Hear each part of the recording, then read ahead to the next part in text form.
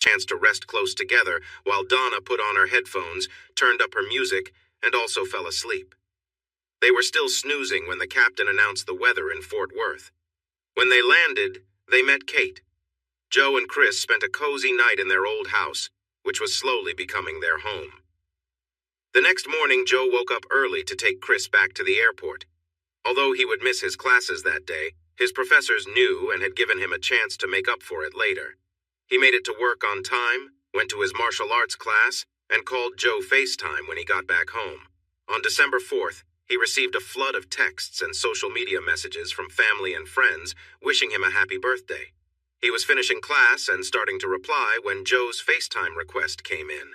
The upset look on her face was surprising. "Good morning, honey," he said cheerfully. "Don't good morning me, you did this on purpose," she replied, clearly annoyed. "What?" he asked, playing innocent. "You didn't tell me it was your birthday. If Donna hadn't asked what I got you, I would never have known. I'm really upset. You do so much for me, but I didn't even have a chance to get you a birthday gift because you never told me when it was." Chris chuckled. "You already gave me the best gift of my life when you said you'd marry me. I don't want you spending your money on something for me. I've got you." Her tone softened, but she insisted. "You should have told me. How have we been together this long and I didn't know your birthday?" "Maybe because you never asked," he replied with a teasing smile. She fell silent for a moment. "Now I feel awful, like I've been selfish. All our jokes about age, and I didn't even know when you were born. I feel so foolish." "Now that you know I'm 26, are you going to give the ring back? Am I too old for you?" "Ha! You're not getting rid of me that easily. Besides, I'll be 19 in 2 weeks, so the age difference stays the same.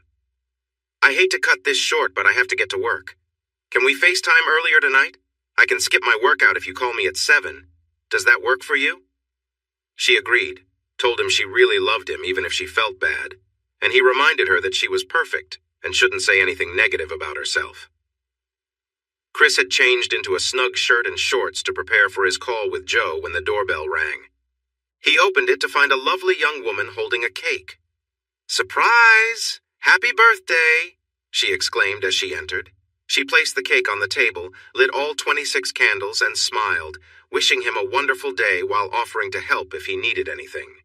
She winked and said, "My number is on the card if you need anything," before leaving. He was smiling at the big devil's food cake with thick chocolate icing, which was his favorite, when a call came through. He thought he might get a flirty message, but when he answered, he saw his sister Kate and Joe on the screen. He felt relieved he wasn't in an embarrassing situation. The 3 girls sang a lively version of "Happy Birthday to You," and then Donna told him to blow out the candles. He did so in one breath, and after they cheered, he thanked them for the surprise. They chatted happily for about half an hour, and then Joe took the phone to another room for a more private talk. "I'm not buying you a gift since you told me not to, but I promise you'll get something special from me at Christmas. Now get ready for a little show before we dive into a serious chat." Life returned to normal class, job, workouts, calls with Joe, and bedtime. She brought something new by texting him multiple times a day. Nothing big, just sweet messages, funny pictures, or memes, but each note made him think of her. He started sending things her way, too, and she always replied right away, making him eager for each notification. This was their routine for the next few weeks. Chris wasn't scheduled to return until December 20th, when the workers had time off until January 5th. He didn't mention her birthday at all, making her feel a little let down, though she knew he would surprise her later when he got back. All her classes had finished for the week, so she was relaxing at home in her pajamas, watching a morning show and eating cereal. When she heard a car in the parking area, she frowned and got up to look out the window. It was a car she didn't recognize, so she hurried to check that all the locks were secure and peeked out again. A large man was getting something from the trunk of the car. He tapped the window as he walked by and approached the house. The car started to back out. Joe focused on the man, who was walking confidently toward the front door. Why was he there? And why was the car leaving? She grabbed her phone and got ready to call for help. "Chris!" she shouted when she finally recognized him. He smiled at her excitement while unlocking the door. As he stepped inside, Joe rushed to him, nearly knocking him over with her enthusiastic hug. "What are you doing here?" she exclaimed. Happy birthday to you. Happy birthday to you. Happy birthday, dear Amy Jo. Happy birthday to you, he sang, wrapping his arms around her. You came back for my birthday? Oh, Chris, I love you so much. Thank you. I thought you had forgotten. You're joking.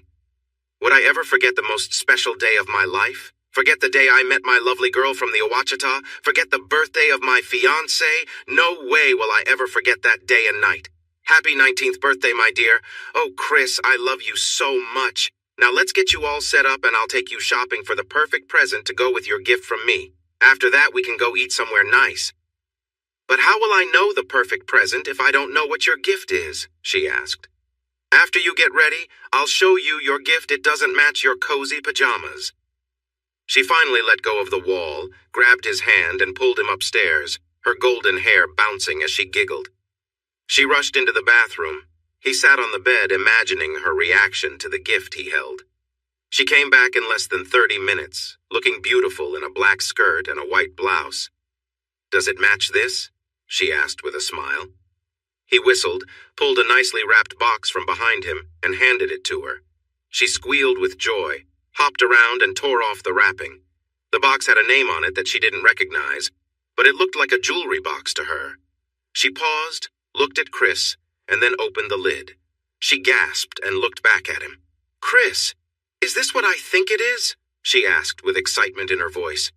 If you think it's a necklace and matching earrings with your birthstone, then yes, it is, he replied. I thought this was a giant ruby. With diamonds, she exclaimed. That is your birthstone, but it's not giant. The teardrop ruby in the necklace is a ½ carat, and the ones in the earrings are a ¼ carat. Try them on.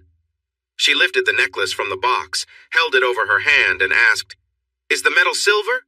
It kind of looks like it, but not really. No, it's white gold. Here, let me help you put it around your neck, and you can wear the earrings as we go find the perfect dress or whatever you want. Wow, it looks great with this blouse. She hung the earrings and walked to the large mirror in the living room. Oh, Chris, this is too much. In the past, I got a new pair of shoes, or maybe some cute socks. This is just amazing. Actually, it's 2 birthday presents since I didn't get you one last year.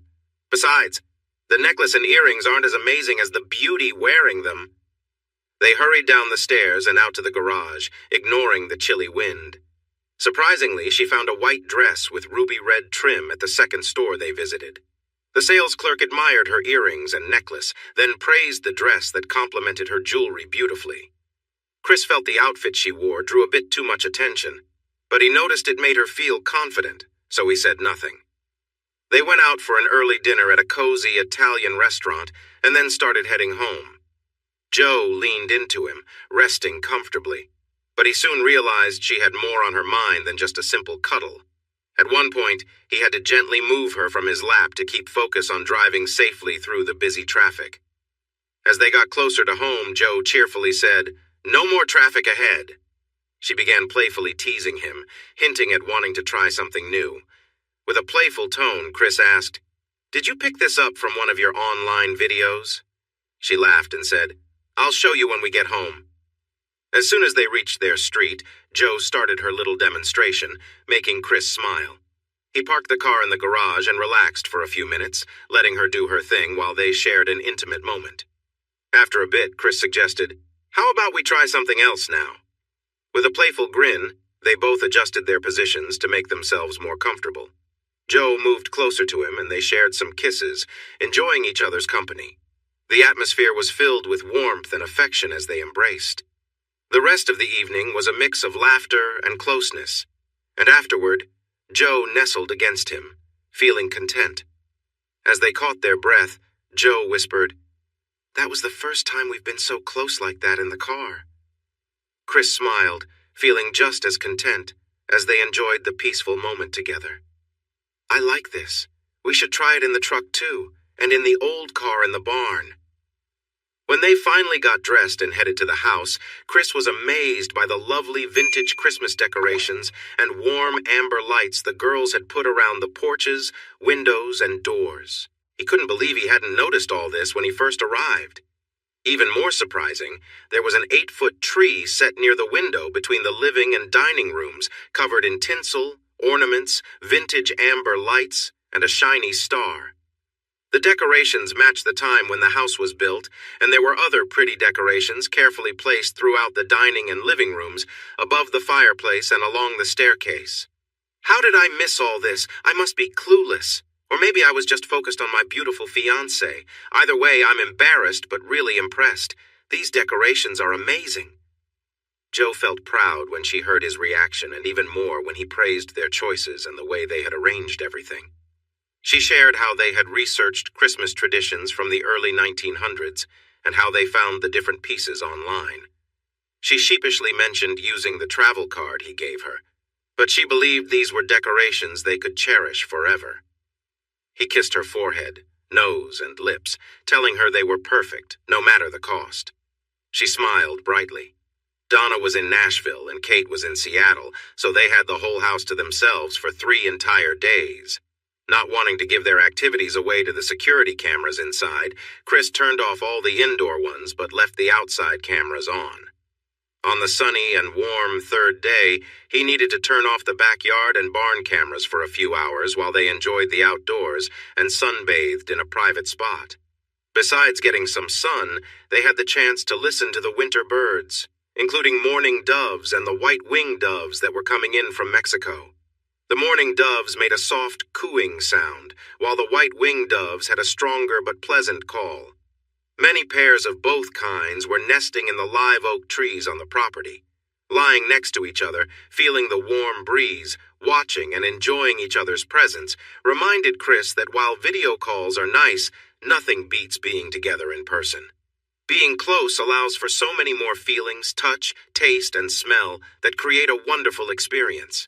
Despite being better than nothing, toys were nowhere near as fulfilling as the real thing when it came to feeling close to someone.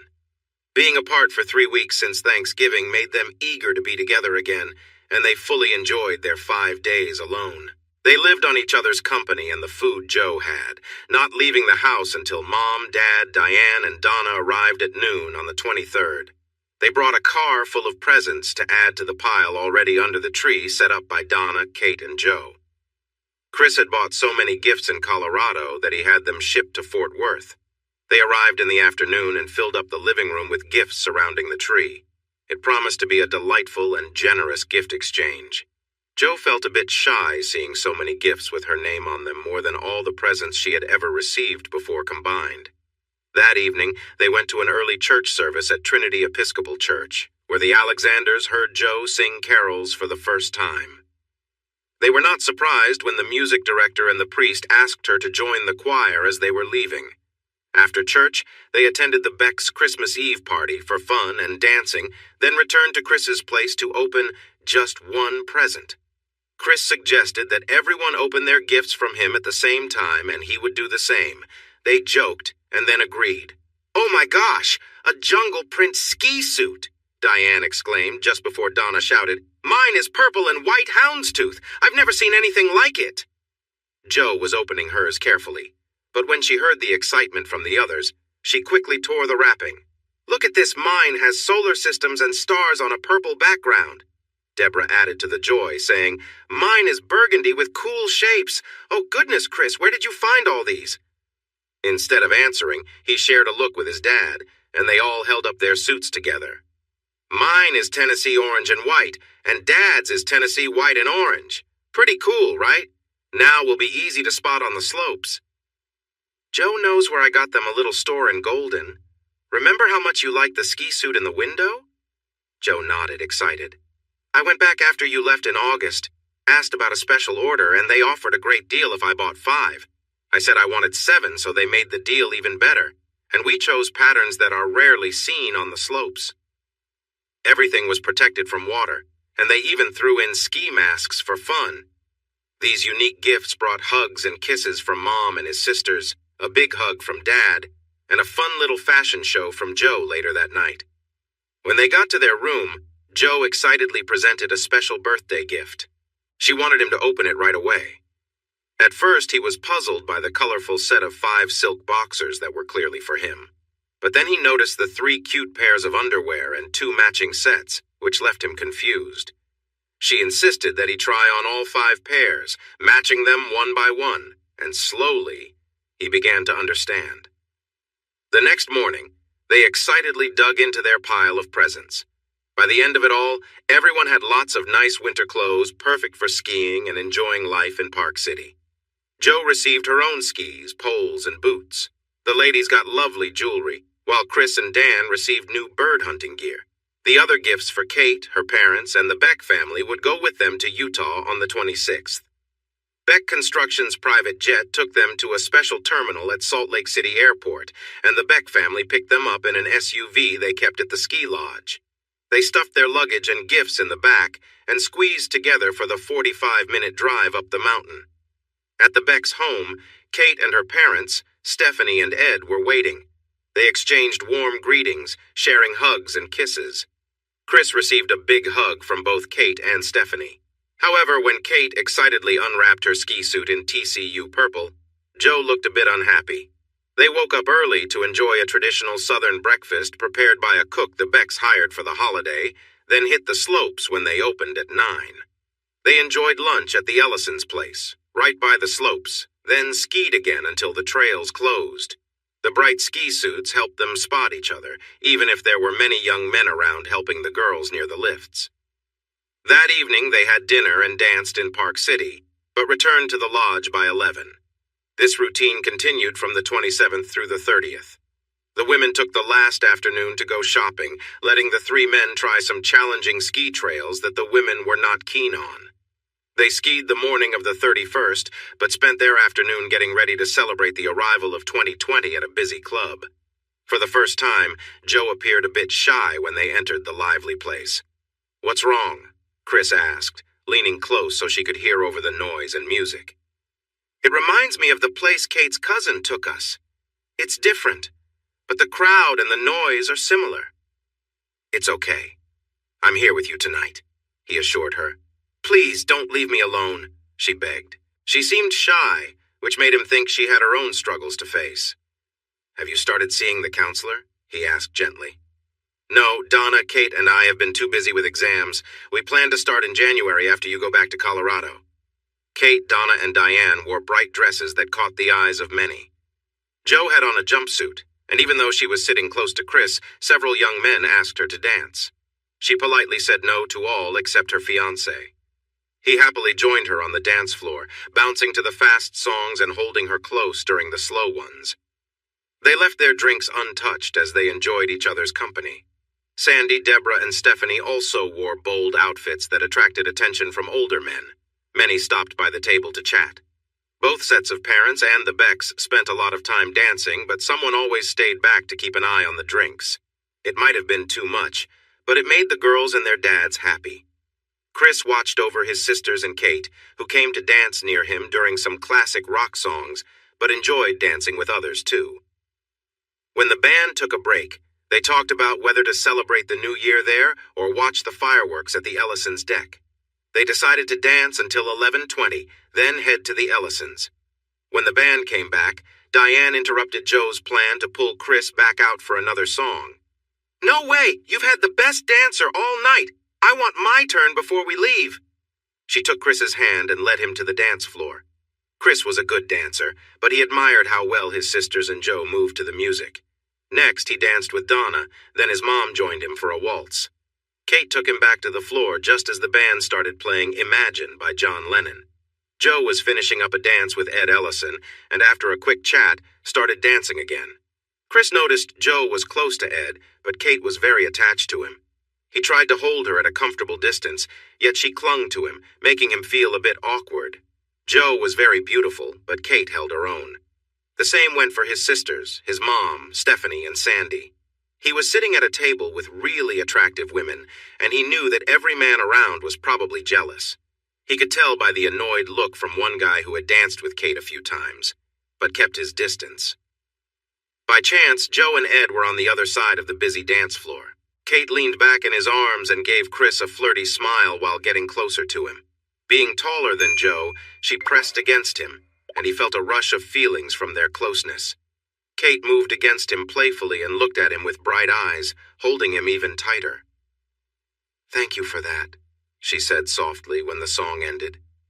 "I've always wanted to know what it would feel like to spend a moment with you, and now I have a sense of it. I won't do that again. But if you and Joe ever break up, call me first, okay?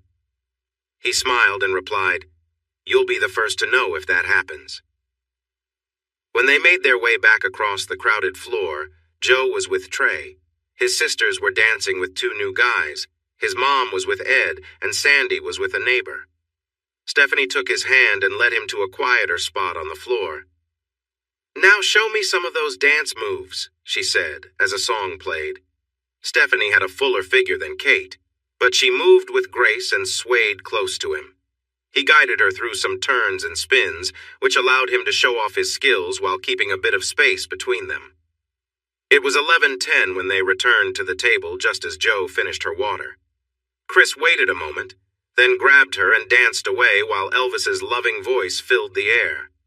The song was perfect for a close dance, and at the end, Joe stood on her toes and declared, I love you, Christian Alexander. And soon it was time to leave. The fireworks were amazing from the deck. As Chris said, they look better when they're not right overhead.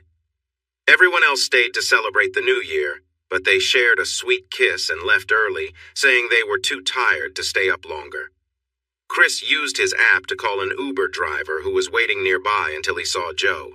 He stepped out quickly, greeted everyone, opened the back door, and rushed back to his seat. Chris repeated the address just to make sure. He adjusted the mirror slightly so he could see Joe better and began to drive. Do I need to keep an eye on you when the Ellison women are around? Joe asked, frowning. It seems like both of them are interested in you. Should I watch Ed then? He definitely seems to notice you, he replied. Joe giggled. Maybe you should. He was polite, but he made an effort, and it was clear he thought I was attractive. At least he wasn't too forward like his daughter was with you. She promised not to do that again, but she made me promise to call her if you ever break up with me, he joked. Then she won't be getting a call, Joe said as she moved a little closer to him. Right now, I'm worried about our driver, Chris whispered to her. He looks like he's really interested in you.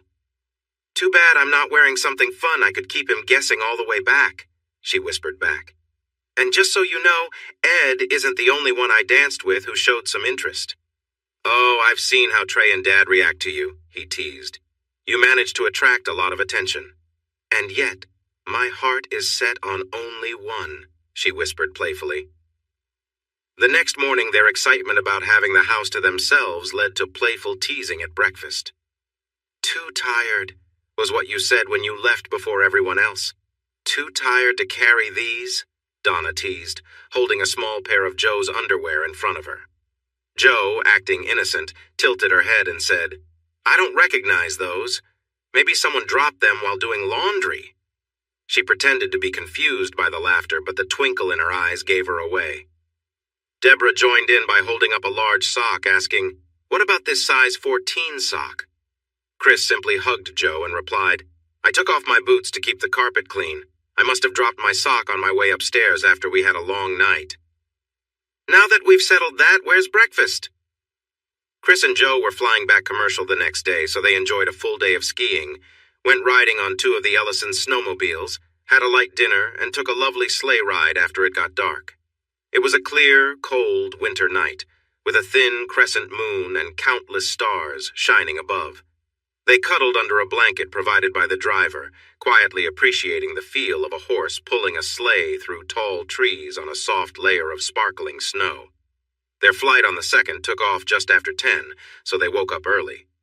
Chris was trying to arrange a ride to SLC when Dan and Trey came by.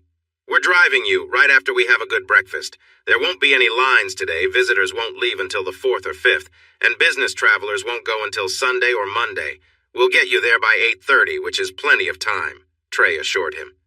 They had time for breakfast, shared hugs and goodbyes, and wished each other safe travels. There were no lines at the TSA checkpoint. The plane had plenty of seats available, and the flight was calm. Both managed to sleep. They landed and got into their lift at 12:50, with Chris using the keypad to open the gate at 1:30. By 1:37, they were relaxing at home and stayed that way until hunger finally hit them around 7:30 that evening. They put on robes, ate microwave meals, and hurried back upstairs, leaving their robes behind at the top of the stairs. After a cozy moment together, they lay facing each other when Chris casually asked, So when are we thinking about getting married? Joe blinked, looking a bit surprised, and looked away. What do you mean? We haven't picked a date yet. Then what are you, my mom, Sandy Beck, and my sisters planning for July, my birthday party? Chris, honey, we aren't really making plans right now, but your mom says it takes a lot of time to plan a wedding, so we've been doing a bit of early planning. And that planning group thinks July would be good? Well, you'd be done with classes, and Trey says you can have 2 weeks off after that, so it's probably the best time. But we weren't going to go further without a set date, I promise. Joe, promise me my bossy, sneaky mom isn't pushing you into this or trying to manipulate you. Sigh. Not really. I mean, I would marry you in front of a judge tomorrow, or we could even fly to Las Vegas and have a fun ceremony if you wanted. I don't need a big wedding, I just want to be your wife. But she makes a big church wedding sound so lovely. It's nice to picture myself as Cinderella. As beautiful as you looked in your fancy dress, I think you'll make Cinderella look plain. Oh, honey, you're so sweet. Let me show you how much I care for you, she said as she gently kissed him. Even though Chris said he wanted to stay bare for the day, they ended up getting dressed the next morning. They enjoyed coffee and breakfast together before heading outside to discuss their plans. The greenhouse should go here by the barn where there's electricity, he suggested. But it would look nicer and be protected from the north wind if we put it over here, she replied. You're right. Should we move the garden too, or keep it where it is and expand later? Let's wait to expand until you move in full time. I did my best to keep the garden watered and picked while you were away last summer. They continued planning together, deciding where to plant the primrose jasmine for more privacy, where to put flower beds, and which flowers to choose. Finally, they tackled the big question Chris had in mind, whether to pave a space for a covered outdoor kitchen that included a grill and a refrigerator along with his barbecue pit. She seemed unsure, so he explained his idea in detail and asked for her input on designing the kitchen. You've thought about this for a while, haven't you? She asked a bit suspiciously. Honestly, I want a gazebo with a hot tub nearby. It could have shutters to keep warm air in so we could use it all year right here in this empty spot, he said, pointing to a spot close to the house. So you've really been planning this, haven't you? Chris said playfully. Are you thinking about using the hot tub freely? If so, count me in. Anything else you'd like, Princess Joe? He added with a smile. She twirled a strand of hair around her finger and smiled back, saying, Well, I dream of a swimming pool next to the gazebo, but not until we're living here full time. It'll be casual unless Kate or her mom come to visit. And when my family comes to town, he added mockingly. Before they knew it, Sunday afternoon had arrived, and Chris had to go. They had accomplished a lot in 3 days, planning the layout for the kitchen and gazebo, and sketching out ideas for a pool for later. They even enjoyed a movie and some dancing nearby. They felt inseparable until they had to part ways due to their other responsibilities. He tried to convince Joe to spend the week with him in Denver before classes started again, but she was busy with an online class and believed she could finish most of it before school resumed. But not if she was distracted by him all day and night. Besides, to be honest, she could use a break from his energy and her own. Classes hadn't started again, so Chris went to work at 8. He wanted to be there when the team arrived at the job site. The project manager had a coffee truck ready, so the first hour was spent enjoying coffee, chatting, and planning for the week. No big storms were expected. They had a full team, and all needed supplies were available, so the beginning of 2020 looked promising. Chris enjoyed the diverse programming and calm news on the local NPR station. He kept it tuned in while driving around town. His days were busy with longer work hours, workouts, and quality video chats with Joe from 9 to 10 each night. On January 9th, he left the gym after an intense martial arts session and headed home. An interesting talk was happening among some medical scientists and the host about a new pneumonia-like infection reported by the WHO in Wuhan, China. They discussed whether this new illness was a type of pneumonia, a new strain of flu, or a new kind of virus. The host asked if people in America should worry since the cases were limited to Wuhan province. The scientists explained how such diseases spread from person to person, and they acknowledged that with global travel, it would likely reach other places soon. The big question was, how dangerous is it? No one had an answer. Chris was passionate about engineering, but history was his favorite subject in high school and college. He was knowledgeable about past worldwide epidemics, including the severe H1N1 flu pandemic of 1918, sometimes wrongly called the Spanish flu. The first case was actually reported in Kansas, but soon about 1/3 of the Earth's population was affected, and somewhere between 50–100 million people died. That was a huge loss for the world's population at that time. The Spanish flu wasn't as deadly as the bubonic plague from the 1340s, but neither of those pandemics occurred in a world as crowded and connected as it was in 2020. He felt a little worried and promised to stay updated on this new illness. Classes resumed, and he returned to his regular school and workout routine, keeping his evenings after 9 free for Joe. They loved their video chats, but longed to be together. Chris requested a week off in March to match the CU and TCU spring breaks the week of March 9th, planning to surprise her with a weekend trip for Valentine's Day. News about the new coronavirus found in Wuhan started to appear in mainstream media, and the CDC closed some airports to international arrivals after cases were reported in Japan and Taiwan as well. On January 21st, the first confirmed case appeared in the United States. A Chinese scientist revealed that the illness was spreading from person to person, and many were sadly losing their lives. By January 23rd, China announced that the Wuhan area was under quarantine. By the end of January, it was clear that the disease had spread well beyond China, reaching the USA too. The American government and officials from the CDC reassured the public that there was no immediate danger for those who hadn't traveled abroad, and suggested that the virus might not be very serious after all. However, in early February, things took a turn for the worse. The World Health Organization, WHO, declared a global health emergency, urging limits on international travel. The United States also declared a public health emergency. The Chinese admitted that more people were dying than during the SARS outbreak a few years earlier, and that the spread of the illness was not under control. By late February, the U.S. warned that we were approaching a pandemic, and a cruise ship returned with several infected passengers. Chris was closely following the news. In late January, he raised his concerns with Carlos, the project manager. Carlos believed him and insisted that he inform Trey. Chris did just that, as well as telling his parents. Both construction companies had a stockpile of respirators and N95 masks for use in dusty or potentially harmful conditions. Trey and Dan attempted to order more supplies, only to find out that there was a growing shortage worldwide. Their suppliers provided what they had available, but cautioned that more wouldn't be available for some time. Chris decided to take a vacation and booked a flight to Fort Worth for early morning on Friday, February 14th. By 10:30 that morning, he was in an Uber heading to the airport, carrying a box of Swiss chocolates and a pair of diamond earrings for Joe, as his mom suggested she would appreciate them. He had arranged for flowers to be delivered earlier that morning, and he saw a picture of them when he turned his phone back on at the airport.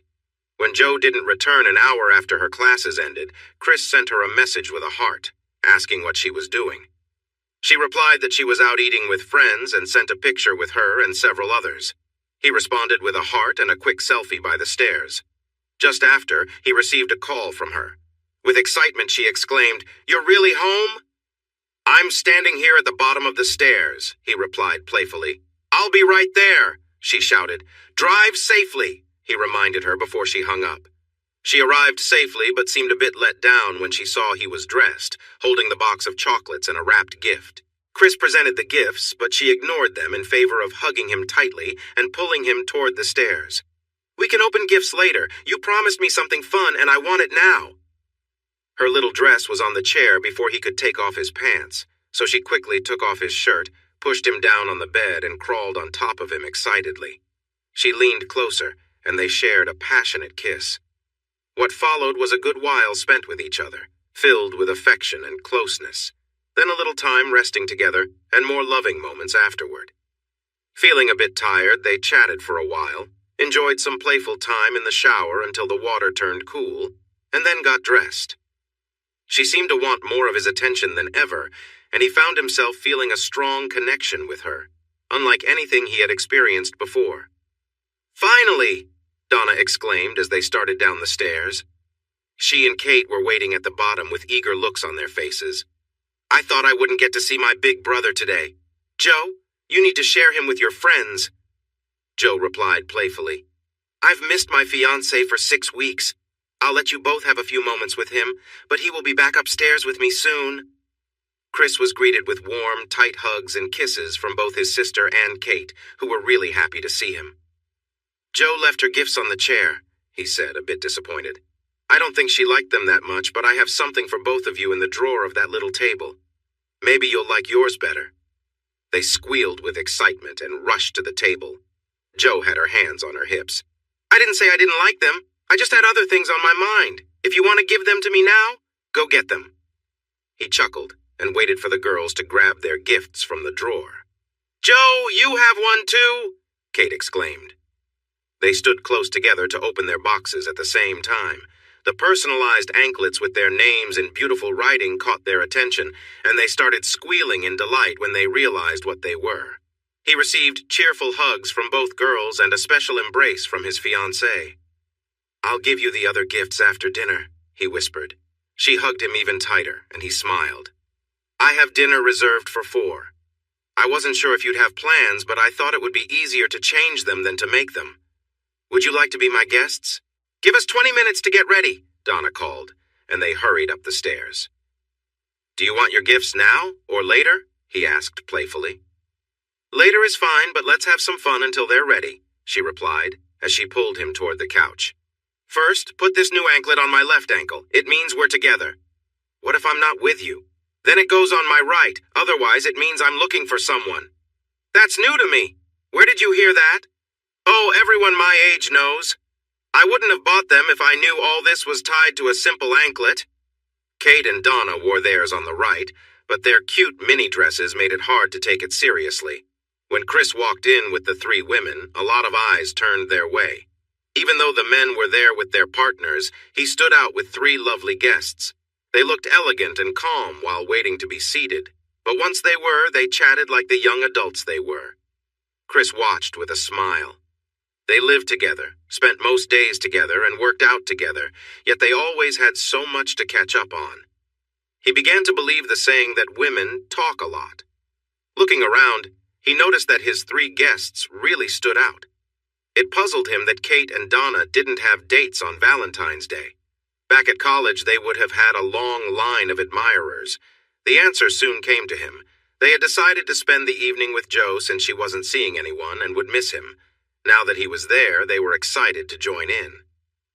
After a lovely dinner, they returned to the house. Chris suggested Joe open the bigger gift, and they shared some delicious chocolates. Encouraged by that, Joe opened the other box and revealed beautiful diamond earrings. You're joking! Is this your first pair? Kate exclaimed, quickly remembering Joe's modest past. Chris was sipping coffee and reading the news on his tablet when his sister joined him for a chat, followed by Kate and Joe. He was busy making breakfast with eggs, sausage, biscuits, and grits, while the women filled the room with conversation. Once they finished eating, they continued talking while he focused on his tablet, looking worried. Donna noticed and asked, What's wrong? I'm really worried. Have you heard about the strange illness spreading from China? It's different from the flu. They nodded, so he went on. The World Health Organization, WHO, and the U.S. Centers for Disease Control and Prevention, CDC, have been reassuring us. But I cannot help but worry. Today they are evacuating over 300 Americans from a cruise ship in Japan, and it seems that some of them might have what they now call COVID-19. Initially, the WHO stated that the virus was spreading slowly and might not be as harmful as initially thought. However, they are now suggesting that it could lead to more serious disruptions in society and the economy than major attacks. The CDC requested $4 billion to secure supplies to fight the virus, but their request was met with laughter from the Office of Management and Budget. It turns out that the supplies they need are hard to find because many of them are made in China, and China needs them for its own use. In simple terms, this situation is starting to look very chaotic, and no one seems to be taking effective action to stop it before it spreads too widely. I'm not sure what they mean by upheaval, Donna said, looking confused. I'm not sure either, sis. But I know that in Wuhan, where the outbreak began, the Chinese government locked down the city. By lockdown, I mean they restricted access to areas with infections. No one could come in or out, streets were empty, businesses were closed, and schools shut down. Hopefully that won't happen here. But if the virus is as contagious as they say, it could be a real possibility. The girls felt doubtful, but Chris's worry was convincing, and the thought of a lockdown was unsettling. They discussed how it would impact their classes, how they would get food, and where they could find safety. The more they talked, the more Chris switched into a preparedness mindset. Soon, they were all involved in making plans that they never expected to use, just in case. That afternoon, they went grocery shopping and filled 2 baskets with canned goods to store in the cellar, bought a basket of dry foods, and picked up vegetable seeds to plant in their garden. There were many what-if scenarios to think about, but they felt these items could be useful no matter what happened. On the way back, Chris stopped at Home Depot to buy a tiller big enough to enlarge the garden this year rather than wait until next year just in case. The gas-powered tiller cost over $1,200 and needed to be secured in the bed of the pickup truck he had rented for $25. They claimed it was fairly comfortable to use, meaning it wouldn't be too rough to operate and could easily manage the garden he was envisioning. It could also help with flower beds, preparing empty areas for grass or other gardening tasks. While they were marking off the garden area, Chris revealed his plans for spring break, a 4-bedroom house he had rented for a week starting Sunday, March 8th, and ending Saturday, March 13th. He mentioned that Diane and a friend were coming, and one of his college friends was driving down to join them. Louis was with a couple of friends, but they were not staying at the condo. This surprising news led to many questions, and soon they were focused on their trip to Port Aransas. None of them had been to the Texas Gulf Coast before, and they wanted to learn more about it. Chris turned on the tiller and started to break up the hard ground while the girls watched for a few minutes before going inside. After some time, Chris realized he needed a tip he had heard from an older man who saw them loading the tiller. "Son, take it from someone who knows about gardens. If you're working with tough soil, soak it with a sprinkler until it's wet at least 5 or 6 inches deep. Let it dry overnight, and you won't have a bumpy ride with the tiller the next day." He set up the sprinkler, turned it on, and went inside. To his surprise, the girls were researching the novel coronavirus and the new illness called COVID-19. The information they found was confusing and often had mixed messages, but they agreed it was serious. They then went back to planning their spring break on the Texas coast. They learned about Mustang Island, Port Aransas, and nearby Corpus Christi, and made plans for their beach trip, logistics, and what to wear. His flight to Denver was not until 4 p.m., so Chris began working on the garden early Sunday morning. He did not finish in time for church, so he sent the girls to Mass and asked them to bring back some fried chicken or barbecue for lunch. They returned with both, so he could take some Texas BBQ with him. He almost missed his plane, but he managed to get the ground ready for planting. They planted cold-tolerant vegetables like lettuce, spinach, onions, and potatoes. The girls agreed to water the plants like tomatoes, cucumbers, and peppers that were kept in a warm part of the barn. They would plant beans, squash, okra, and corn when the temperature warmed up and the risk of a freeze passed. Happy with what he had accomplished at home, Joe hurried him off to the airport for his flight to Denver. During their nightly video chat, Chris couldn't help but recall their time together. She teasingly asked, "What do you mean?" "Oh, it's all clear in my mind. You sent the girls to the movies, and as soon as they left, you called me to come over. I remember looking up at the stairs and seeing you. When you winked, waved me over, and called me up, I could hardly move because I was so excited." "Well, dear," she replied cheerfully, "I had to share you all day Saturday, and I wanted us to have some us time. I didn't want to waste a moment, so I dressed up just for you. I don't know about red high heels, but you must wear white stockings with your wedding dress. I know you get to make most of the choices, but that's one of my wishes." She laughed happily and then asked, "What about tossing the garter?" "That's easy. I'll buy a nice lace one to put over your stockings, and that's the one I'll throw to the lucky guy." She grinned playfully, lifted her blanket slightly, and revealed she was wearing black stockings with lace tops. Lifting one leg, she teased, "Do you like these too, or just the white ones?" He could only respond with a happy sigh.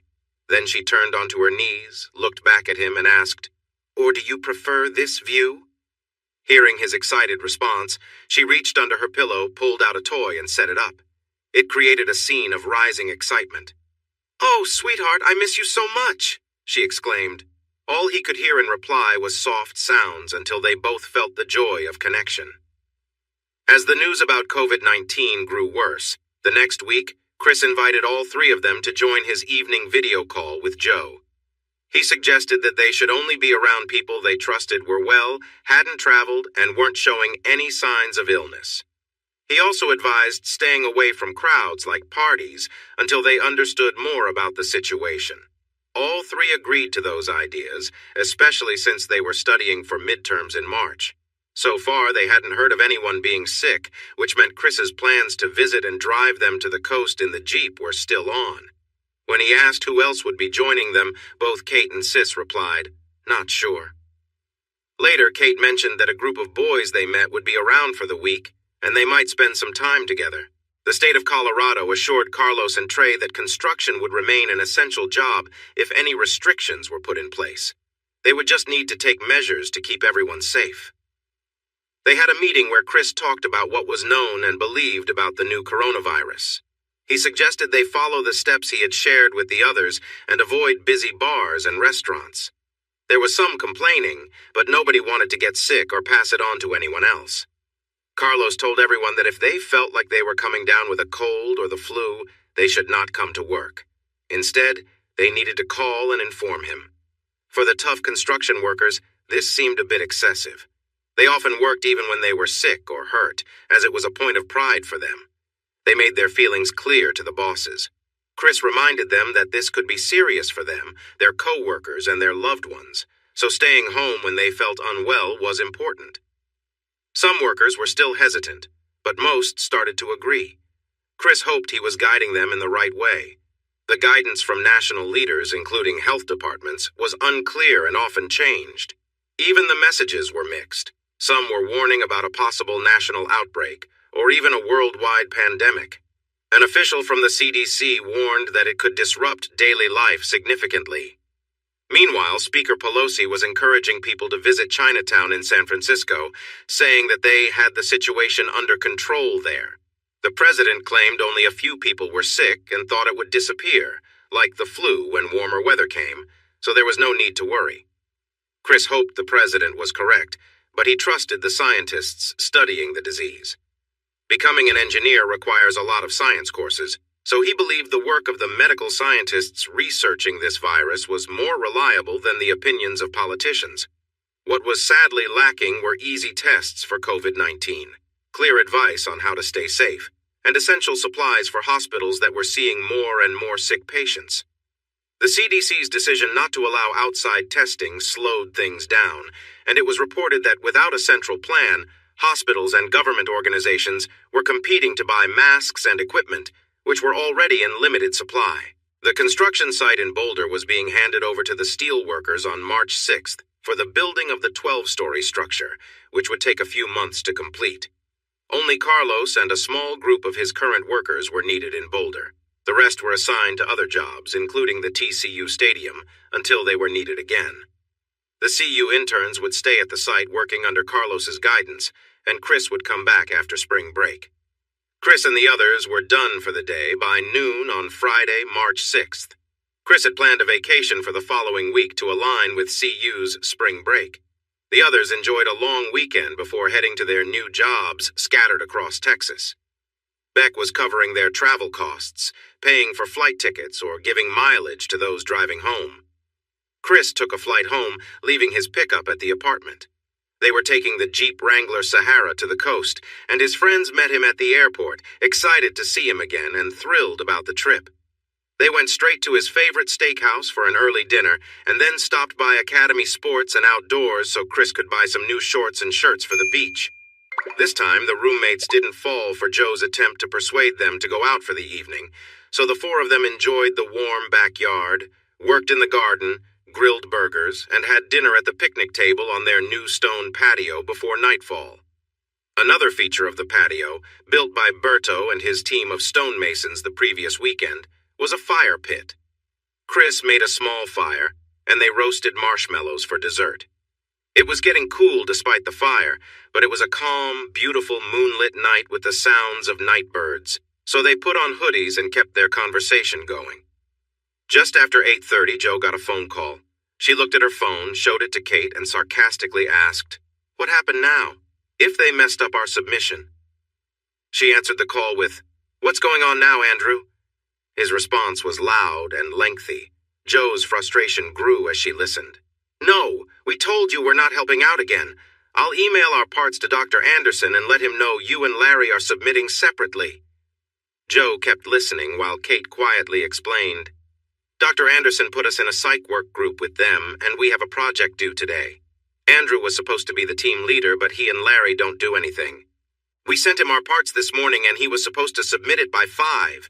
It sounds like they didn't finish their part again, and Jo warned them about the consequences if they messed up this time. Then send me all 4 parts, I'll fix it and submit." More listening before Jo interrupted. "You two are unbelievable, and don't think I can't hear the noise. Where are you?"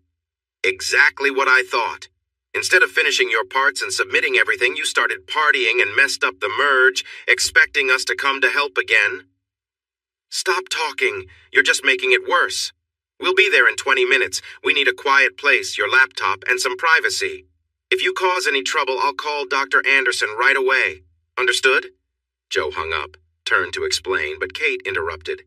"I already told you and we heard you. Blaming it on the merge, huh? Well, the good news is that it should only take a few minutes for 2 focused women, not like 2 people who are not thinking clearly."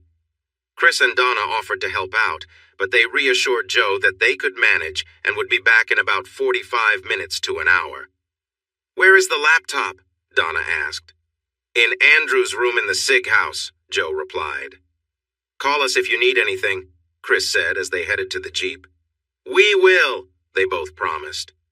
Once they were gone, Donna moved to the chair beside Chris and in a playful voice said, "Bubby, can you please make me another marshmallow?"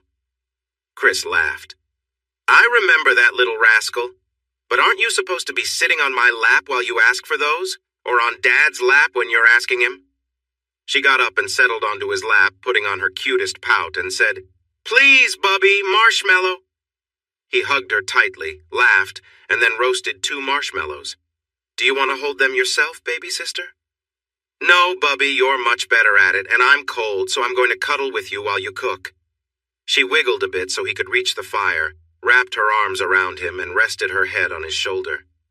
"You were such a handful back then, and you still are. But I still love having you as my favorite little sister," he teased. "I always felt safe and happy when you held me like this," she said in her normal voice, "and I still do. Sometimes I get jealous when Jo sits in your lap that used to be my spot." "It was, and it still is if you need a hug. You know I love you too. Now our marshmallows are ready, let's eat." Donna pulled both marshmallows off the skewer and handed one to Chris, then cuddled up to him again.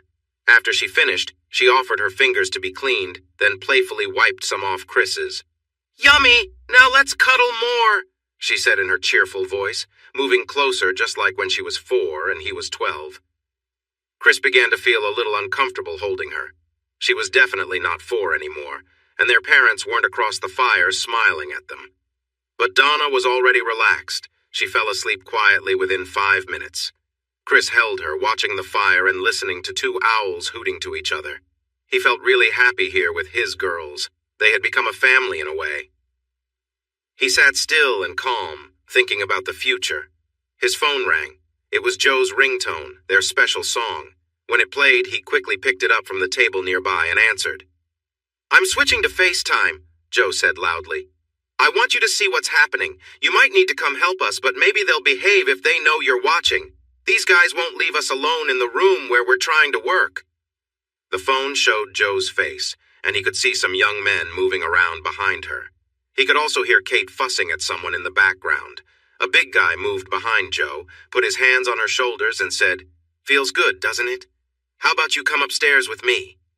Jo raised her hand with her engagement ring and said, "I already told you I'm engaged. Now take your hands off me before things get ugly."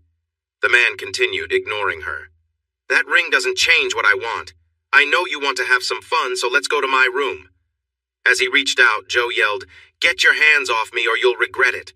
Chris is on FaceTime with me right now and he'll help if I need it." "Your friend is far away. He can't save you tonight," the man said, getting closer. "Use your training," Chris shouted through the phone right after Joe screamed. He repeated it when he heard Kate yell, "No, leave me alone!" There was a moment of quiet, and he shouted the same thing again. Donna quickly got off his lap and called for a ride. Chris yelled for the girls to take action and added that they'd be safe when he arrived.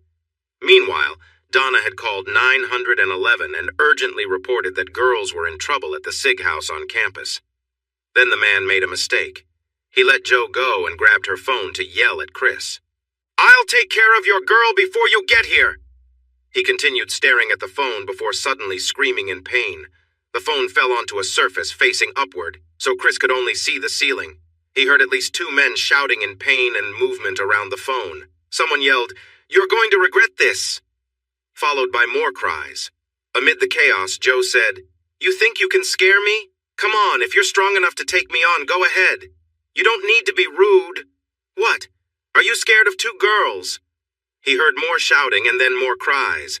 "Hey, where are you trying to run off to?" It was too late to escape now. The flashing lights meant the police had arrived, and Joe had everything on video. Joe's voice faded away as Chris shouted, "Joe, Kate, are you okay?" Kate's face appeared on the screen. "Chris?" "Yes, Kate. Are you guys all right?" "I am. Joe is chasing them down the stairs. She's really angry. They must be glad the police are here to keep her from getting to them." "What about you?" Chris asked. Kate spoke quickly, making it hard to understand, but he caught some of it. "Larry's finger is broken, and I hope he gets what he deserves. After I dealt with Larry, I went after Jack's friend Otto, who wouldn't stop bothering me, but he ran away when Joe took Jack down with a kick to his knee. Jack was on the floor yelling, so Joe faced Andrew, who started shouting at her. She shouted back, and when he tried to hit her, she dodged, jumped, and kicked him in the face. The rideshare dropped them off at the frat house, where several police cars and an ambulance were parked with their lights on. A crowd of people was gathered, chatting and taking photos. Chris noticed 4 boys in handcuffs on the ground, 1 in the ambulance, and 2 agitated girls waving their arms around while still in cuffs. The police warned people to stay behind the yellow tape, but they saw one of the female officers checking something on her phone while Kate talked to her. The officer called over a man in a suit. He looked at the phone for a while, nodded, and spoke to her and the girls. Soon the handcuffs were taken off, and they were released.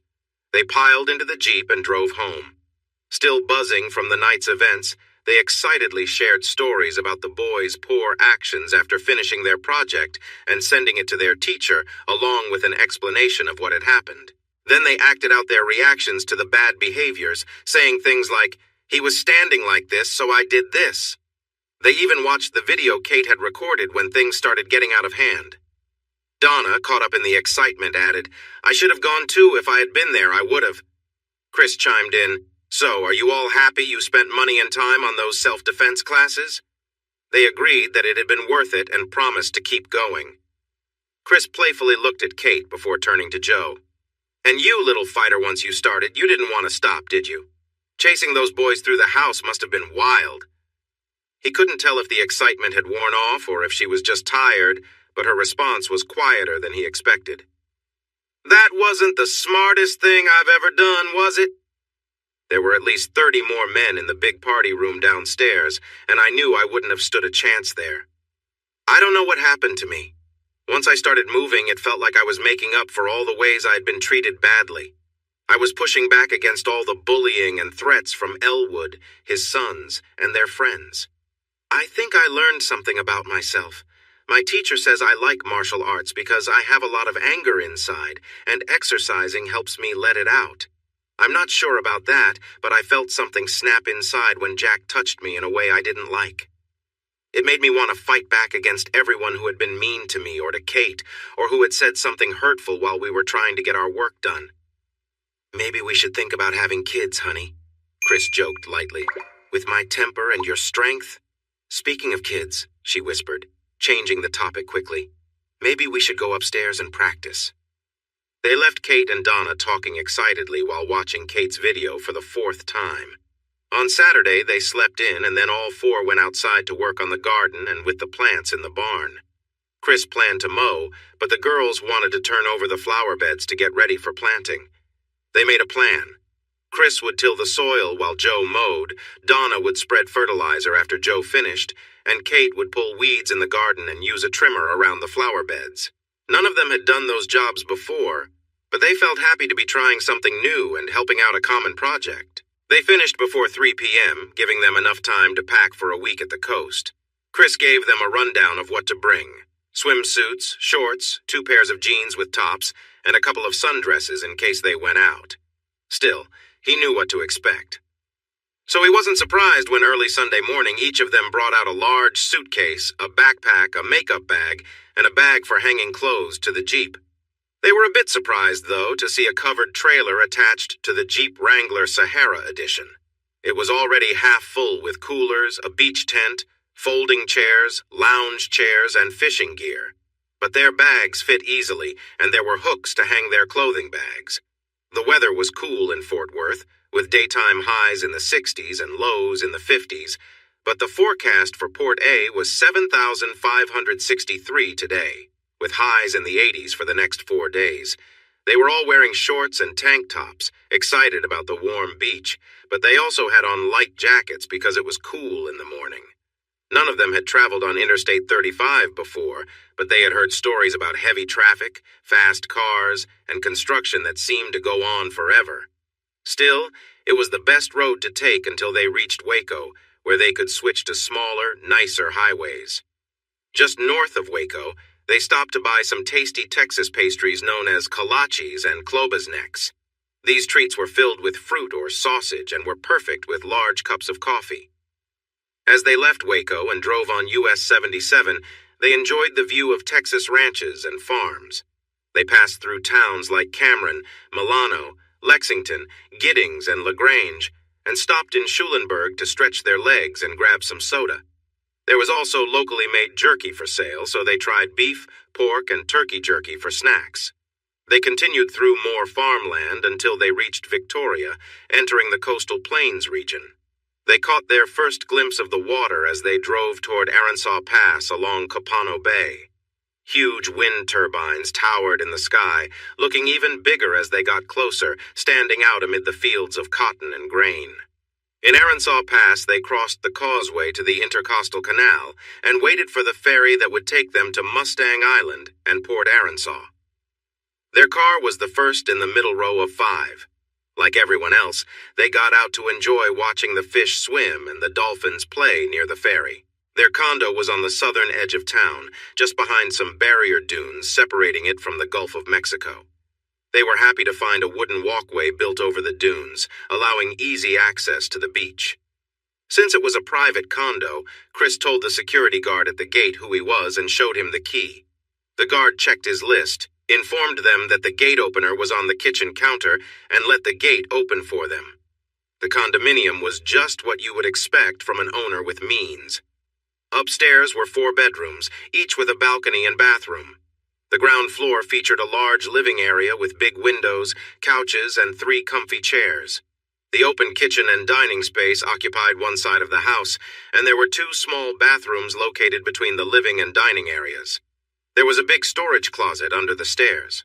A large balcony wrapped around the front of the house on the ground floor, with a covered hot tub for 10 people at one corner. The community pool and a sand volleyball court were just a short walk away, and the path to the beach started there. Behind the condo was covered parking. 2 of the 4 parking spaces were filled with bright beach buggies.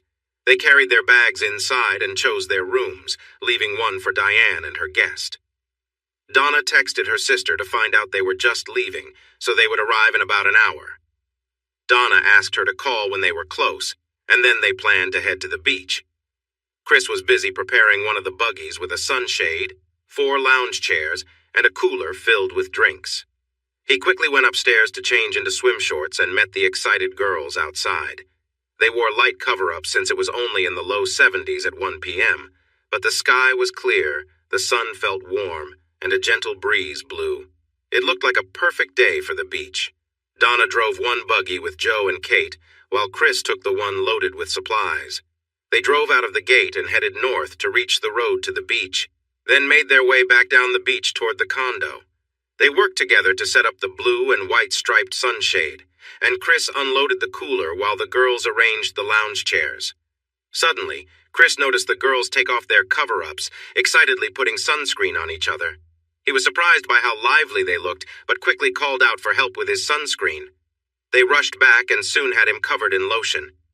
Then Kate shouted, "Last one in is a rotten egg!" And they dashed toward the water. Chris hesitated. Though the air was warm at 73 degrees, he knew the water felt just as cool. He picked up 3 large beach towels and walked toward them.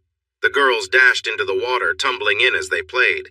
They squealed when they went under and quickly scrambled back to shore, shivering and holding their arms around themselves, clearly feeling the chill. Chris stood a few feet away, holding out the towels. "Want to dry off already?" he asked gently. "I thought you wanted to swim." They each grabbed a towel and began rubbing their skin, trying to warm up while giggling and chattering their teeth. Donna finally shouted, "My God, that's cold!" Chris knew he might get in trouble, but he couldn't help but smile as he watched. After a few seconds, Kate spotted him and yelled, her teeth chattering, "You knew and didn't warn us!" Joe glanced at Chris, seeing the innocent look on his face as he held up his hands in defense, and realized he was guilty. "Throw him in!" she cried, trying to catch him, but he quickly backed away, dodging their attempts to corner him. After a few minutes of playful chasing, Chris ran a few steps down the beach and suggested, "Toss your wet towels on the loungers, and let's jog to warm up. I can tell by your shivering the water was a bit chilly." They tossed their towels, but then made another attempt to catch him. Unfortunately for them, Chris was faster and led them on a playful chase down the beach, all of them laughing and calling out threats as they ran. After running for about a mile, Chris slowed down, turned, and jogged backward until they caught up, still laughing and trying to catch him for letting them jump into the cold water without warning. After another stretch, he suddenly darted into the water, diving headfirst into a wave. He emerged, standing on a sandbar, and called out, "Come on in! The water's great!" Just as they were about to yell back, a little boy standing nearby said, "That man is crazy! The water is freezing!" Donna laughed and replied, "You're right, he is crazy." She waved discreetly in Chris's direction before turning back to the group. Chris splashed around for a bit before swimming back toward them. "Why aren't you all swimming?" he asked, grinning. "Isn't this what the beach is for?" They all gave him disapproving looks, and once the boy wandered off, they playfully signaled their frustration. Chris, undeterred, ran out of the water toward them, arms wide, announcing, "Looks like I'll have to catch you and toss you in." The group scattered in different directions, shrieking as they ran for the cabana. Kate, being closest to the water, was the first one Chris caught. She kicked and struggled playfully as he carried her back toward the water. Laughing, she tried to wriggle free before he could toss her in. They continued their playful antics, the group sharing a light-hearted moment full of laughter as the day at the beach carried on. "What would your fiancé say?" Kate teased. He started to look around, but she reassured him, "Relax, they're all back at camp. You can look, touch, or kiss, whatever you want." She playfully pressed closer to him. Chris smiled but shook his head.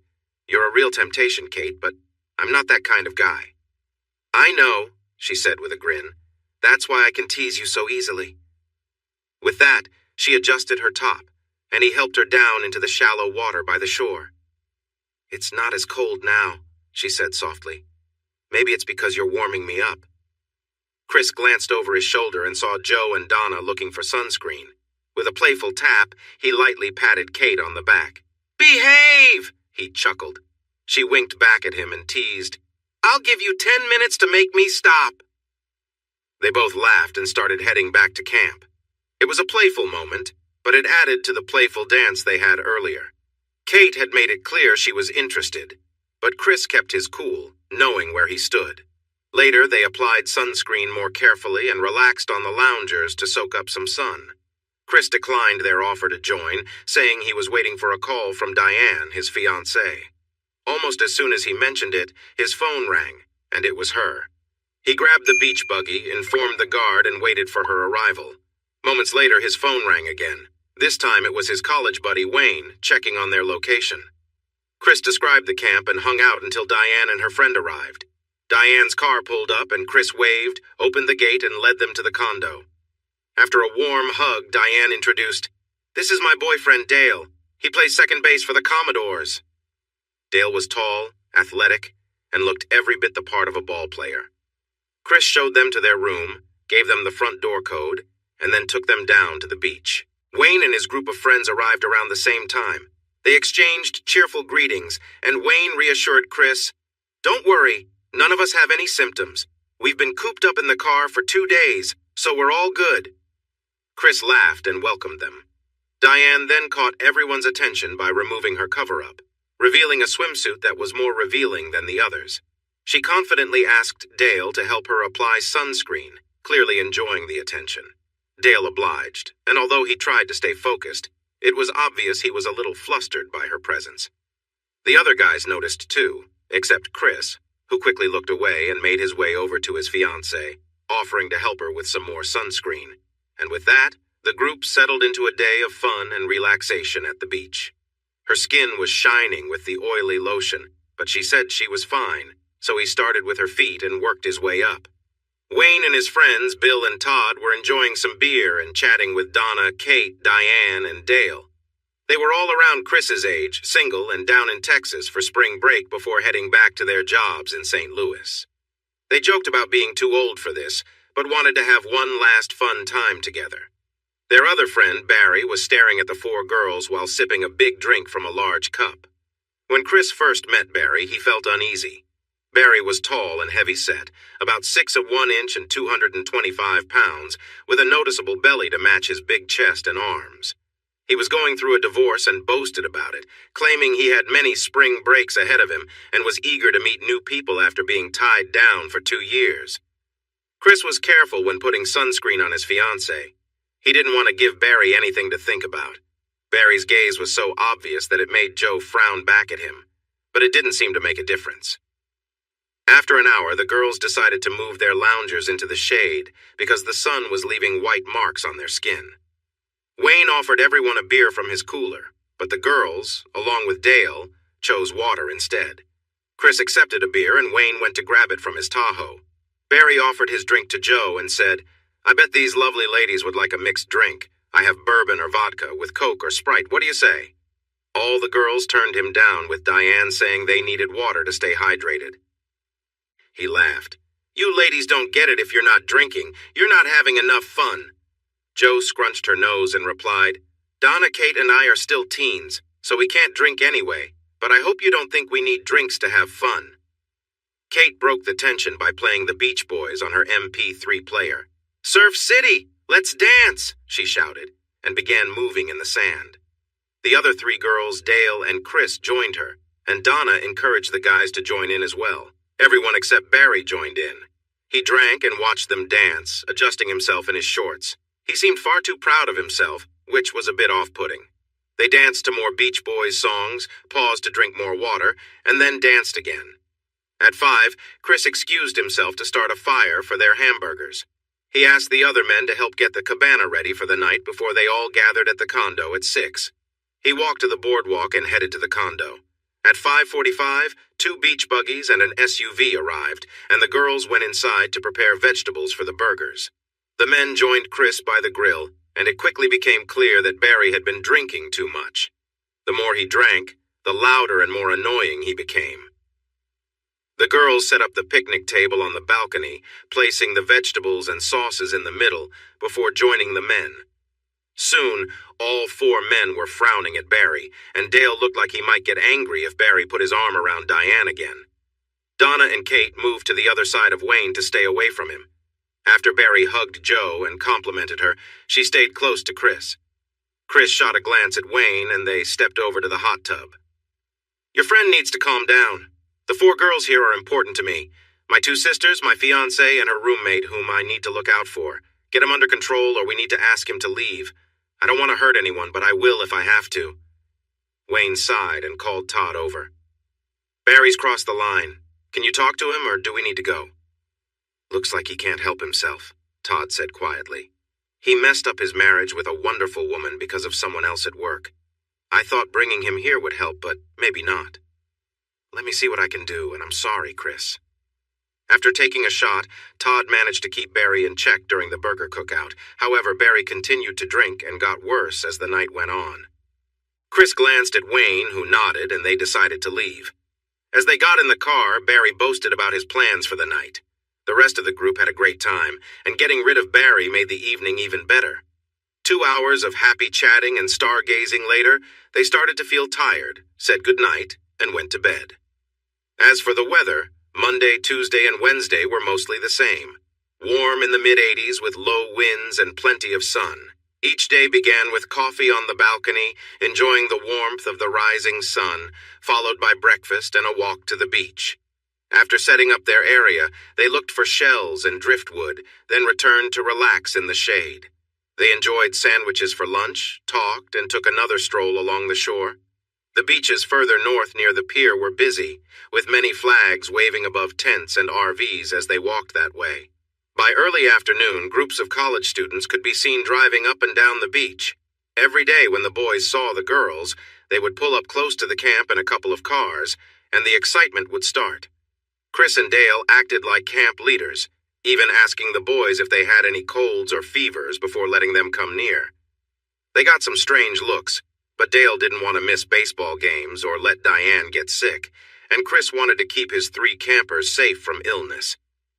No one was quite sure how deadly COVID-19 was around the world, but the World Health Organization said it was about 4%. The American president thought differently, mentioning 22 deaths from 544 cases in the U.S., and he kept saying it would disappear soon with warmer weather.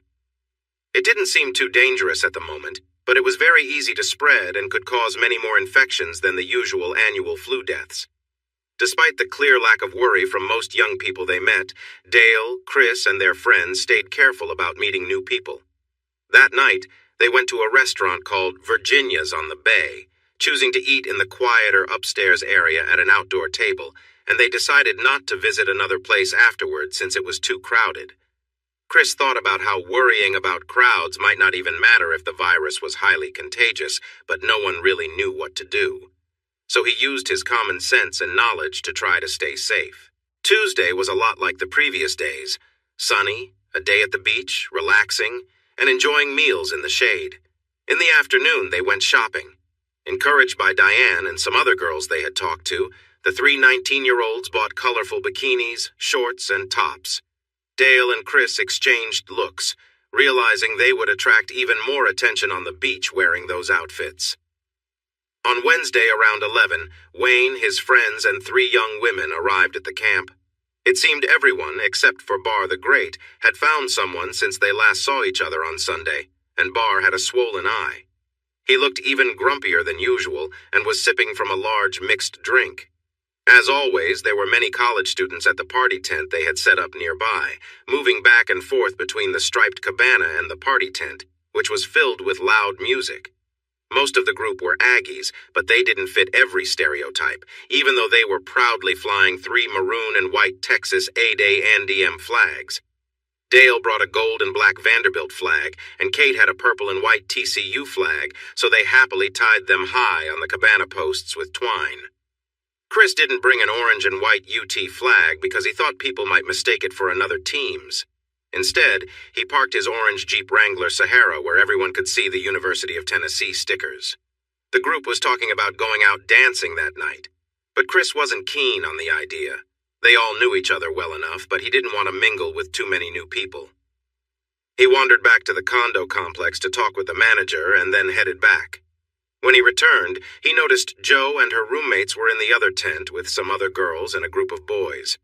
They were dancing to the Beach Boys, and everyone seemed to be enjoying themselves. It looked like good, innocent fun, just college kids having a great time while respecting one another. He walked over to join them. When the music paused, he raised his voice and made a suggestion. "I know many of us want to go dancing tonight, but I'm a bit worried about the new virus. So I found an alternative. The manager has offered us the social hall here for a dance, but we have to finish by midnight and leave it clean. I was just there, and it's a nice space with good sound and speakers. Maybe we can get some playlists together for different types of music. What do you think? It's better than going to a crowded bar that might be unsafe, right?" There was a buzz of excited chatter for about 10 minutes, mostly from the girls, until one of them spoke up. "We like the idea, but we want to dress up a little. Not too fancy, but not beach clothes either. We'll wear sundresses or rompers. Are you guys willing to dress nicely and wear dancing shoes?" The guys agreed, but this sparked a lively discussion as they shared their outfit ideas. Once they decided on their clothes, Chris gave parking instructions, since the social hall had its own parking area outside the gates, which wasn't easy to find. The women wanted to decorate the hall, but Chris reminded them to keep it tidy before they left at midnight. As they were getting ready to change, one of the boys called out loudly, "Wow! Maybe this virus is serious. They just canceled the Houston rodeo." This news caused a stir. The rodeo, known as the biggest in the world, brought a lot of money to the city each year, so canceling it wasn't a small decision. Someone else added, "I didn't say anything before because I thought it wasn't important, but the health organization just called coronavirus a worldwide pandemic." Everyone left feeling more thoughtful. When they returned to the condo, Chris learned that all classes at his university would be online for the rest of the semester. Soon after, Joe, Donna, and Diane checked their emails and found out that their school had extended spring break until March 20th, after which classes would also be online. Diane and Dale checked but didn't find any notices. At the dance, about 2/3 of the invited guests showed up. Those who were there enjoyed the music and dancing, except for one person. Barry, who was getting drunker and more forward since leaving the beach, seemed to focus on Joe. As one of the hosts, Chris was kept busy from 8 to 9 getting things started. When he went looking for Joe, one of the guys told him she had gone outside with Barry. This worried him not because he thought Joe was interested in Barry, but because he knew Barry could be unpredictable. Chris stepped outside to look for them. He didn't see them in any cars, but he heard voices from the side of the building. He peeked around the corner and saw Joe and Barry sitting in chairs, leaning toward each other. Joe had both of Barry's hands in hers. It looked a bit concerning, but what he overheard cleared things up. Joe was speaking softly, telling Barry he needed to call his wife first thing in the morning to apologize for everything and ask to meet in person. Barry was quietly shaking his head and seemed upset. "She's not going to give me another chance. I hurt her too much, and I lied to her when I got caught. I knew she would leave, so I told her I didn't care and that I could find someone younger if I wanted to. That really hurt her. She won't get over it easily, and she wants the kids, the house, half of everything, plus child support. I'll be broke. Barry, the courts will give her those things anyway. She's not asking for anything more. I'm sure she's angry with you, but that divorce paper is just her way to protect herself. But if you're not ready to call her and try to fix things, then you can keep drinking, continue acting like a jerk, and face the consequences. You might lose your job and face some trouble, but hey, it's party time." Barry's crying grew louder until Joe stepped in. "Todd says your wife is amazing and you both love each other. You're 32, have 2 kids, and clearly care about them. Aren't you mature enough to admit your mistakes and ask for forgiveness? Even if she doesn't take you back, don't you want to stay connected with your kids? I just don't get what you're thinking." Barry cried silently for a couple of minutes before he started to calm down. He looked up and said, "You are really wise for someone so young. I guess I haven't figured things out yet, but I'm going to change that. I'm done with drinking. Tomorrow I'll have coffee and call her as soon as she wakes up. She might tell me to leave and I would understand, but at least I'll hear her voice. Barry, you won her over before. Don't forget how to be charming. Lately you've just seemed rude, but I know you can be likable if you take care of yourself and get a more mature haircut. Will you call me after you talk to her? If I don't hear from you by 8:30, I'll bring Chris and Dale over just to keep you on your toes." Barry laughed. "Honestly, I'm more scared of you. I'll call you by 8 unless she keeps me talking longer." Chris came back inside. Joe seemed natural in her role. She was going to make a great counselor. Joe and Chris danced through the rest of the evening, no matter the music. She didn't mention Barry, who had vanished. Donna and Kate had 4 young men trying to get their attention, and Diane and Dale were always together. They said their goodbyes at midnight, locked up, and walked back to the condo. They were enjoying spring break, but worries about the spreading virus were growing. They talked about whether to stay or go home, but decided to wait until morning to make that choice. Joe and Chris stayed up for another hour talking about their future, and then shared a gentle moment together. This calmness felt different yet satisfying after the excitement of previous nights. Everyone woke up early, sipping coffee indoors while watching the morning news. The situation was serious, and they were trying to understand the spread of the virus, the guidance from health officials, and what might come next. Joe's phone rang at 8:20. She stepped out of the room before answering. After about 10 minutes, she returned with a pleased smile. When Donna asked who she was talking to, Joe simply said, "A friend." Everyone looked at Chris, who shrugged and turned back to the TV. "So he made the call?" he asked her quietly when she sat back down next to him. "How?" She started, but he smiled and said, "I can read your thoughts better, keep them nice." "You're joking you were listening in. Did you not trust me?" she asked, looking upset. "I trust you, just not Barry. By the way, you did a fantastic job with him. You're really good at this." She smiled, kissed him on the cheek, and replied, "I can manage people like Barry, especially when I see their struggles, but I know you want to look out for me, so I forgive you." After receiving more concerning news about the spreading virus and quick emails from their universities, they decided to enjoy the beach for one last day and head home early. Vanderbilt had sent a note to Diane and Dale, who was more worried about baseball being canceled than his classes shifting online. This news made them talk more about where to be while the virus situation continued. Maybe they'd get lucky and summer would put an end to it, but the WHO did not believe it would happen, making it tough to plan anything. Donna, Diane, and Kate were seriously thinking about going home until things improved, and Dale, who was from a small town near Vanderbilt, felt the same way. Chris and Joe walked down the beach together, discussing their choices. With construction in Boulder still happening, he felt he should be there. He didn't want to be away from Joe, who didn't want to be away from him either, so they decided to close up the house and move to Colorado for now. They would both rather wait it out at home, but responsibilities were calling. They tried to have a regular day, but everything felt quieter. The Aggies coming to pack up their tent in the afternoon marked the end of their spring break fun. Still, they had lunch, soaked up the sun. They were already nicely tanned and wanted to keep it that way, and braved the water around 3. It felt warmer, or maybe they were just used to it because it wasn't too bad.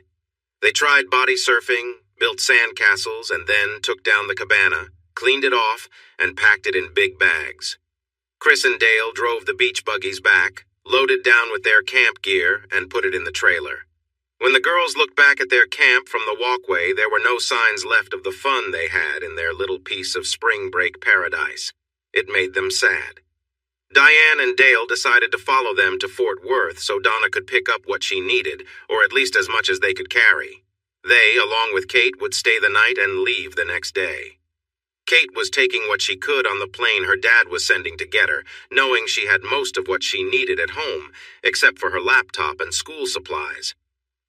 On the way back, Chris called Roberto to ask him to keep an eye on the house and offered him the unplanted flowers and the fruit from the ones already growing in the garden.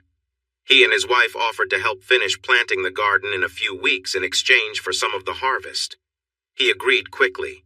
They planned to visit the next day so he could show them how to check the automatic watering system for the garden and the sprinklers for the yard, and they also needed to get an electronic gate opener.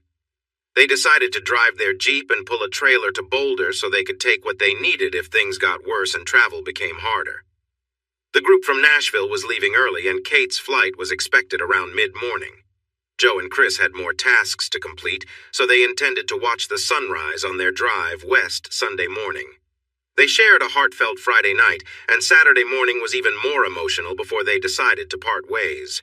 Dale and the Alexander girls were heading east to Tennessee at 7:30, and Kate's ride arrived at 9:30. After more hugs and promises, Joe was left alone with Chris.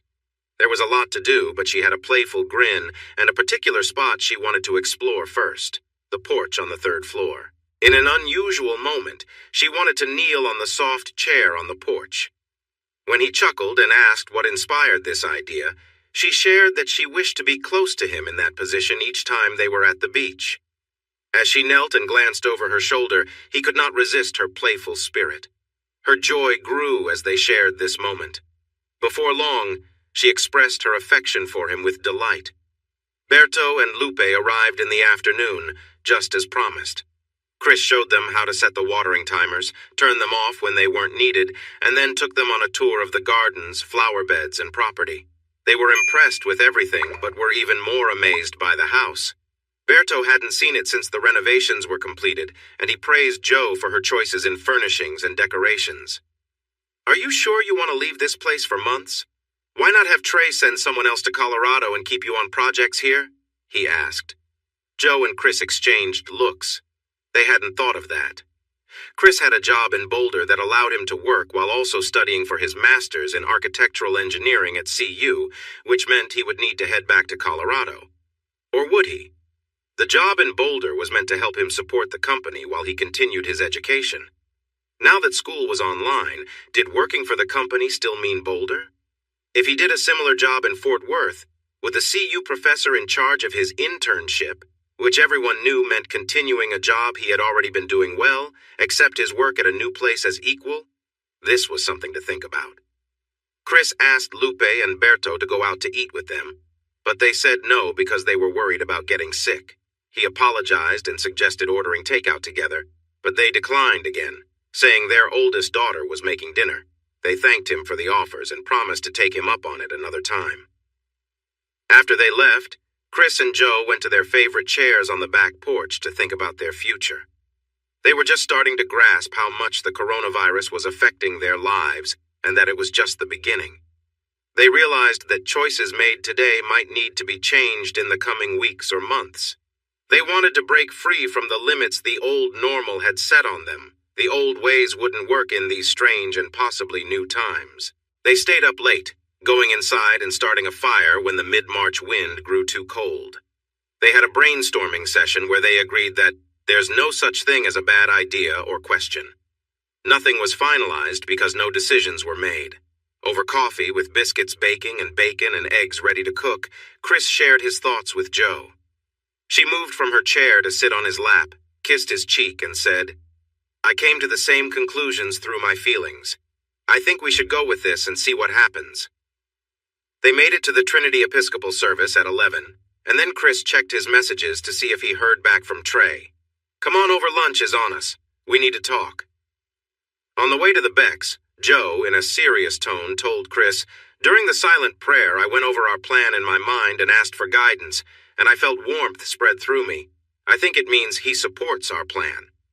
Chris replied seriously, "I'm not sure we're making the right choice either, but I believe that if things go well, it will show that we're on the right path.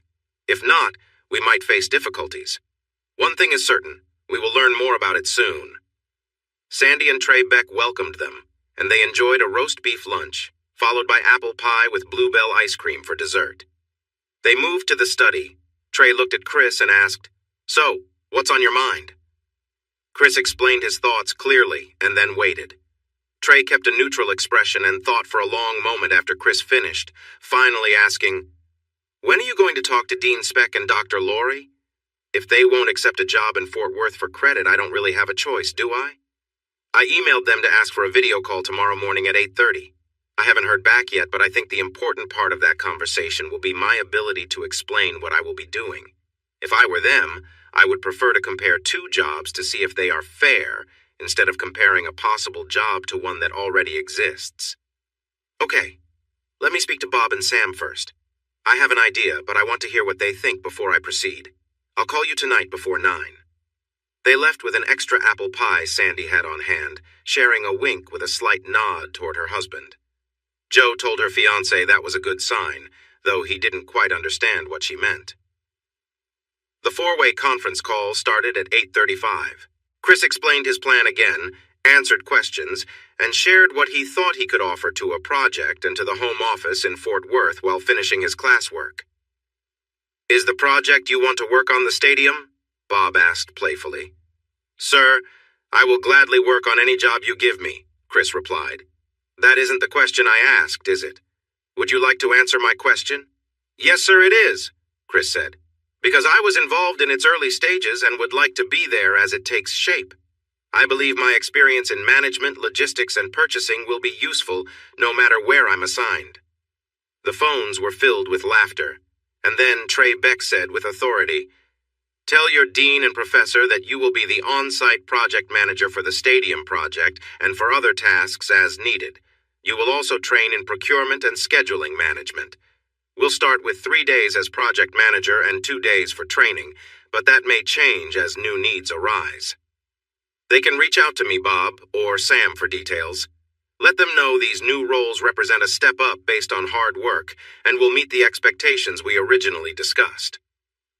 That evening, Chris was full of energy. Poor Joe had to handle all his enthusiasm, but she was happy to do it. They had become such a close couple that they could easily read each other's feelings, so this excitement brought a joyful dynamic between them. They were glad to have an extra hour the next morning before making the call to Rocky Mountain time. This gave them time for extra coffee to help Chris wake up. The dean was okay with the proposal, saying it allowed Chris to use what he was learning in graduate school. Dr. Laurie was still trying to understand online courses and felt uncertain about overseeing an internship happening 800 miles away. After getting reassurance from his top student and support from his dean, he decided to give Trey, Bob, and Sam a chance to share their thoughts during a Microsoft Teams video call, which was set for 1 p.m. RMT. Chris wasn't in the video call, but Trey had him on speakerphone so he could hear Dr. Laurie's worries and text his thoughts if needed. It wasn't necessary. Trey explained the new job tailored for Chris. Bob clearly outlined his responsibilities at the worksite, while Sam described his main office duties as a trainee. Since this new role was much higher than Chris's current position as an assistant project manager in Boulder, and Trey added an exciting offer for a plane ride to observe Chris at work, Dr. Laurie agreed. It was done. Once the video call ended, Chris thanked his 3 bosses warmly. Trey laughed and said, "Remember this when we push you hard, young man? This isn't an easy job. It's going to challenge your mind and energy to manage both roles, keep up with your classes, tend to that large estate you are fixing up, and support your lively fiancé, who we know is listening in. Hi, Joe." "Hi, Trey, Sam, Bob. Thanks for including me, but I'll be here to help Chris balance everything. You can't imagine how happy we are with your choice. No matter how big the place is, I can't think of any better place to be during this pandemic, and you made it happen. I already cared about you all, but I care even more now." The busy executive spoke about how this was good for everyone, complimenting Joe and acknowledging how helpful she would be. Joe may be young and come from a humble background, but she understood the impact her charm had on others. Chris wrapped up the call with another heartfelt thank you, and they celebrated together. "We should do something nice for Roberto and Lupe, maybe cook for them and their kids or get them something special. Without his guidance, we might still be cramped in that small apartment in Boulder, worrying about our home, garden, and flower beds, while you would be stuck there all day while I worked. Berto may not have my degrees, but he's got a lot of common sense. Call him as soon as he is off work," Joe suggested. "We owe him so much. Let's start with a simple thank you and see how we can show our appreciation. In the meantime, you and I should head upstairs for our own little celebration. Later we can fill in your family and Kate. I know they're going to be so happy for us." Clothes were scattered as they hurried up the stairs to the 3rd floor, where they celebrated joyfully. Roberto chuckled, teasing Chris about missing the big picture. He and Lupe were eager for some fresh tomatoes and vegetables from the garden, but they decided on hamburgers and hot dogs for dinner once things calmed down. He ended the call with excitement about working with Chris again and mentioned he'd see him the next day. Joe and Diane had set up Zoom accounts for school, so they called the Alexanders. The Alexanders were delighted with the new plans. They had a nice chat until Mom brought up a different topic. "Did you know many churches are going online and gatherings over 50 people are being limited? I hope things get better when the weather warms up. But if it doesn't, what will we do about your wedding?" Chris replied, confused. "But I don't remember picking a date, Mom." She looked surprised and then shy. "We were hoping for a wedding in July.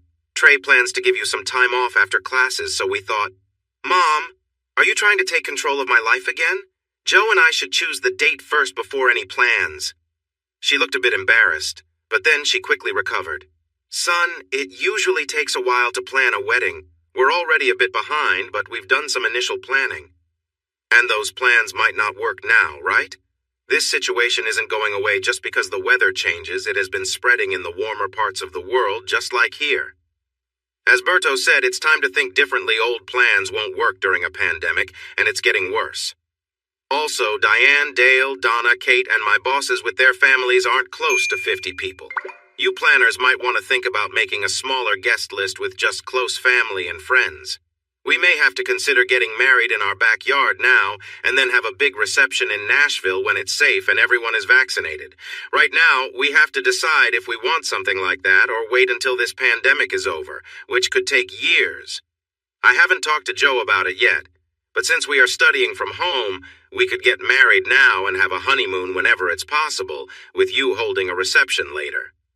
Joe, Diane, Donna, and Dan all smiled, watching Deborah, who looked quite worried about the idea of a small wedding.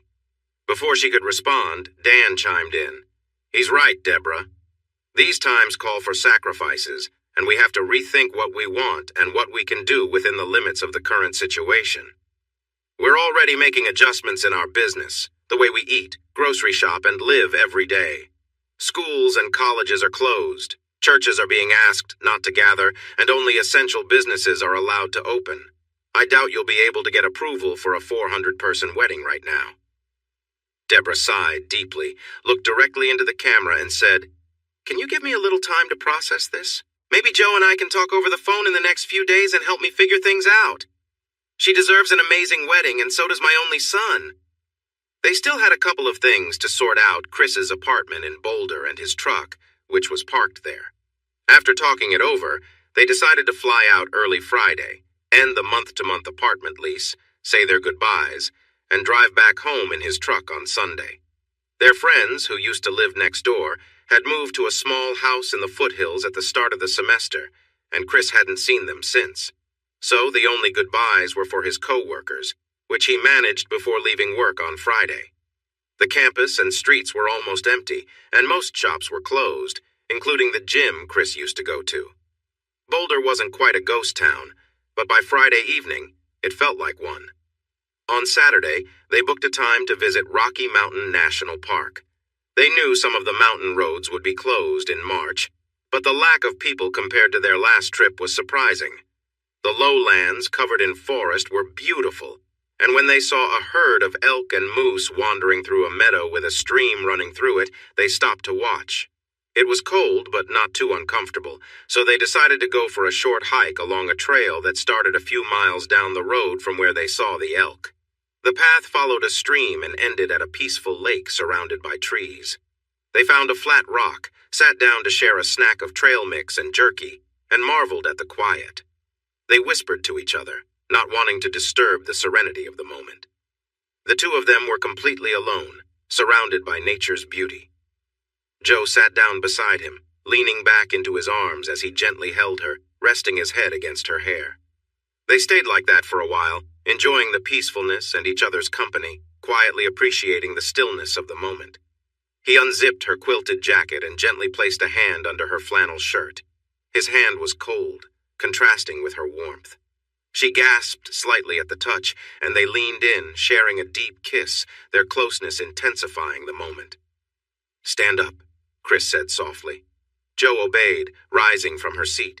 He helped her adjust her clothes, and they shared a quiet, intimate moment, standing together in the chilly air.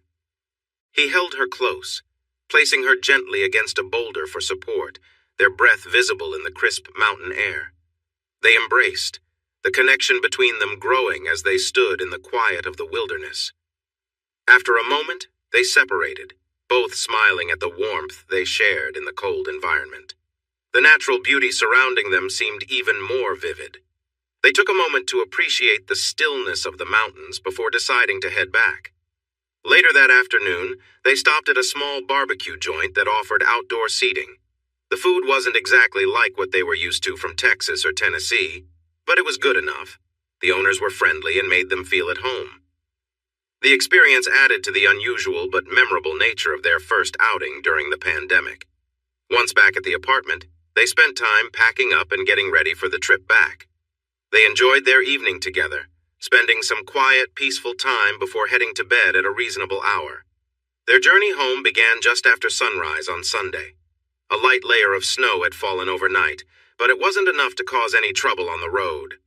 The fresh snow made the drive picturesque, and they enjoyed the serene beauty of the landscape as they made their way back.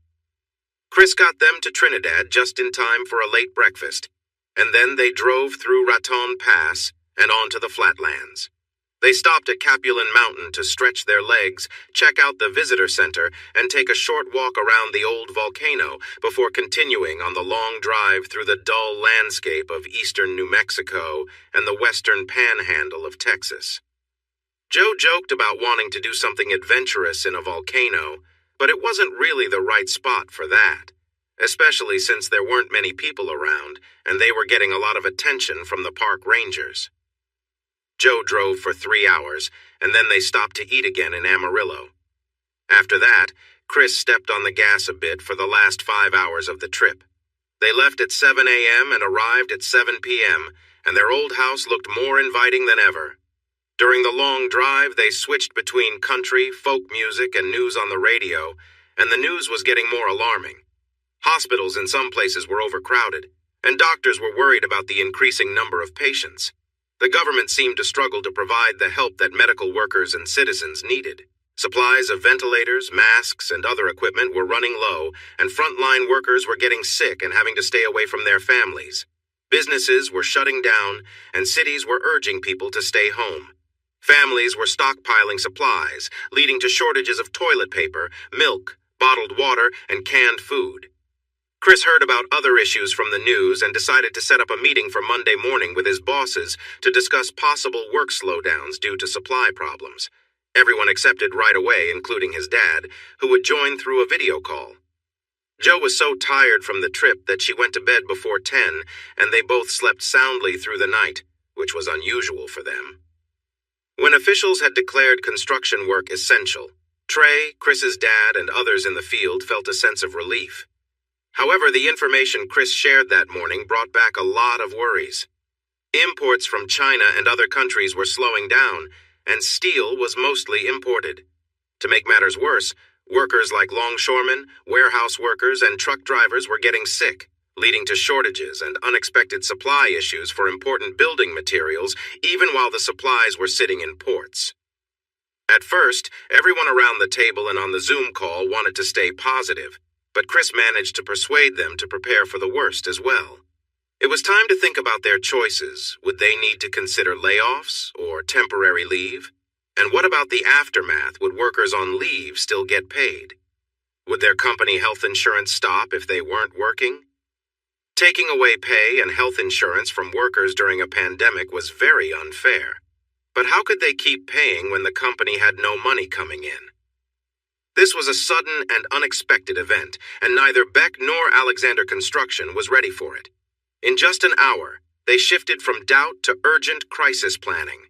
They prioritized projects, reviewed and changed contracts, and started looking for ways to keep workers employed or supported in different situations, including the worst case. No one left until 6, and they planned to meet again in 2 days to talk about new ideas and plans. On his way home, Chris called his dad and was happy to hear that the building materials had already been delivered and stored at the lakeside site. This meant they could offer jobs to laid-off workers at the lake, providing them with some income and speeding up the project. Chris also felt good about having filled the barn with cedar lumber for Joe's gazebo and the cover over the area for his outdoor kitchen, fire pits, and tables.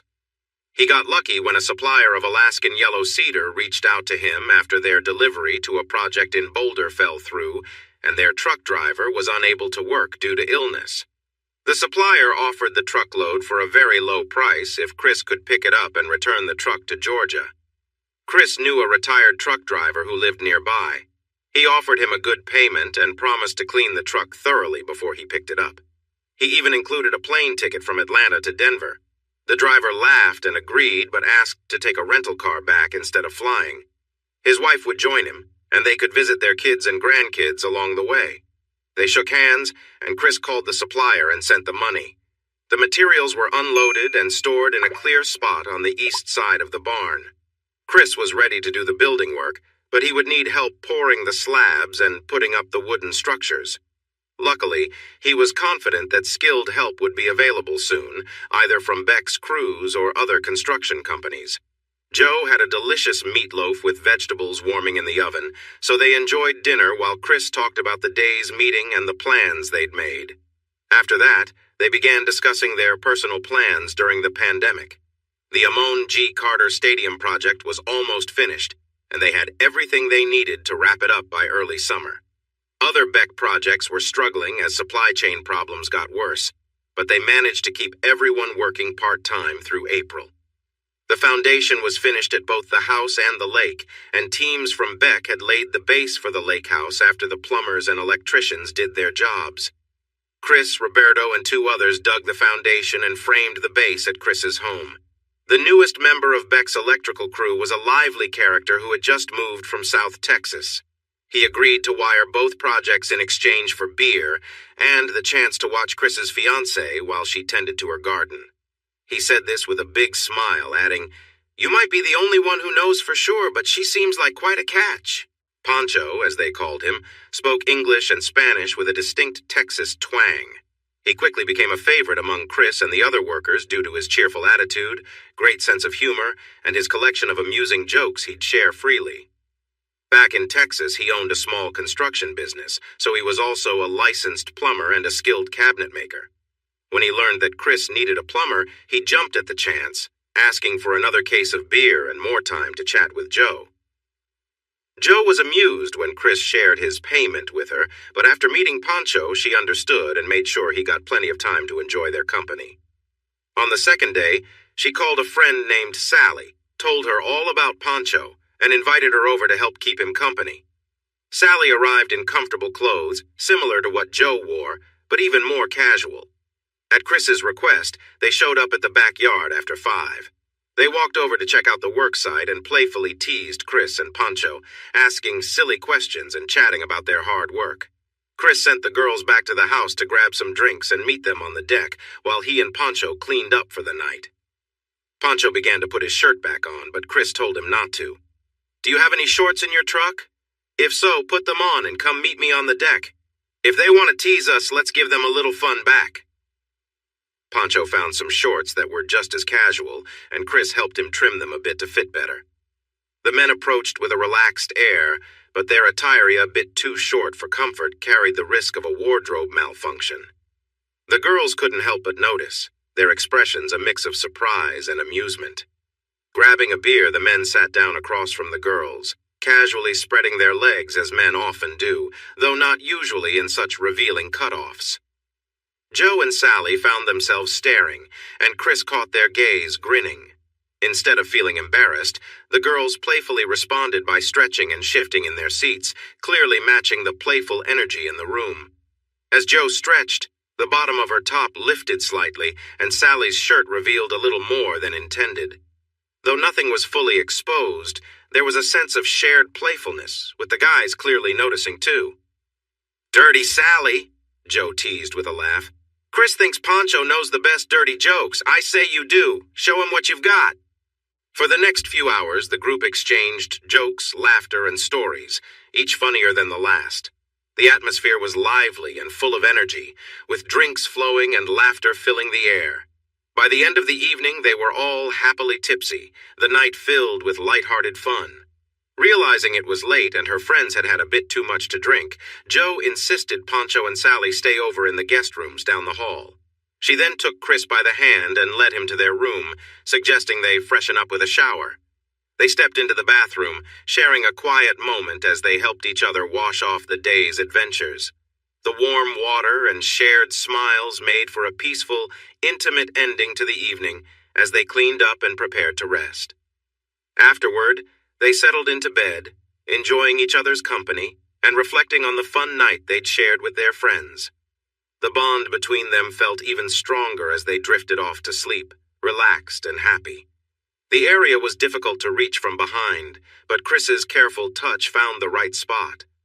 Joe gasped, her body reacting to the sensation, and she felt overwhelmed by the intensity of the moment. As the waves of pleasure coursed through her, her legs gave out, and she leaned heavily on him for support. Chris gently wrapped a towel around her and carried her to the bedroom, laying her carefully on the bed like a child. He dried her off with care and then took a moment to dry himself. Joe, feeling exhausted, lay there quietly, trying to catch her breath. She whispered, "I need a moment, just a minute to rest." But her body responded differently as Chris continued his gentle touch. Despite her protests, her body reacted naturally to the closeness, and she found herself lost in the moment once more. The connection between them grew deeper, and she couldn't hold back her emotions any longer. Joe wasn't sure why the emotions were so intense. Maybe it was the playful day they had or the closeness they shared in the shower, but the feeling swept over her in a way she hadn't expected. Her mind raced as the intensity built, and she gave in to the overwhelming sensations. It was as if time stopped, and everything else faded away, leaving only the two of them in that moment of deep connection. Chris looked at her with a smile, knowing that they had shared something special that night. He felt a sense of satisfaction, not from his own needs, but from seeing her so happy and fulfilled. As they lay there together, Chris reflected on Joe's growth. He knew she was becoming more confident, more aware of herself with each passing month. It was exciting to witness her becoming the woman she was meant to be: strong, thoughtful, and passionate. Chris chuckled softly, realizing that as Joe continued to grow, he would need to keep up. It was a challenge he welcomed, knowing that their journey together was only just beginning, and there was so much more to discover about each other along the way. She was really something. "Joe, I want you and Chris to know that my nickname, Dirty Sally, isn't because I rush into things. But after hearing the excitement from your bedroom last night, I'm not shy to say that I ended up in Frank's room and we had quite the time. I'm not ashamed to share that with you, Joe, because after witnessing what I heard last night, it was hard not to get caught up.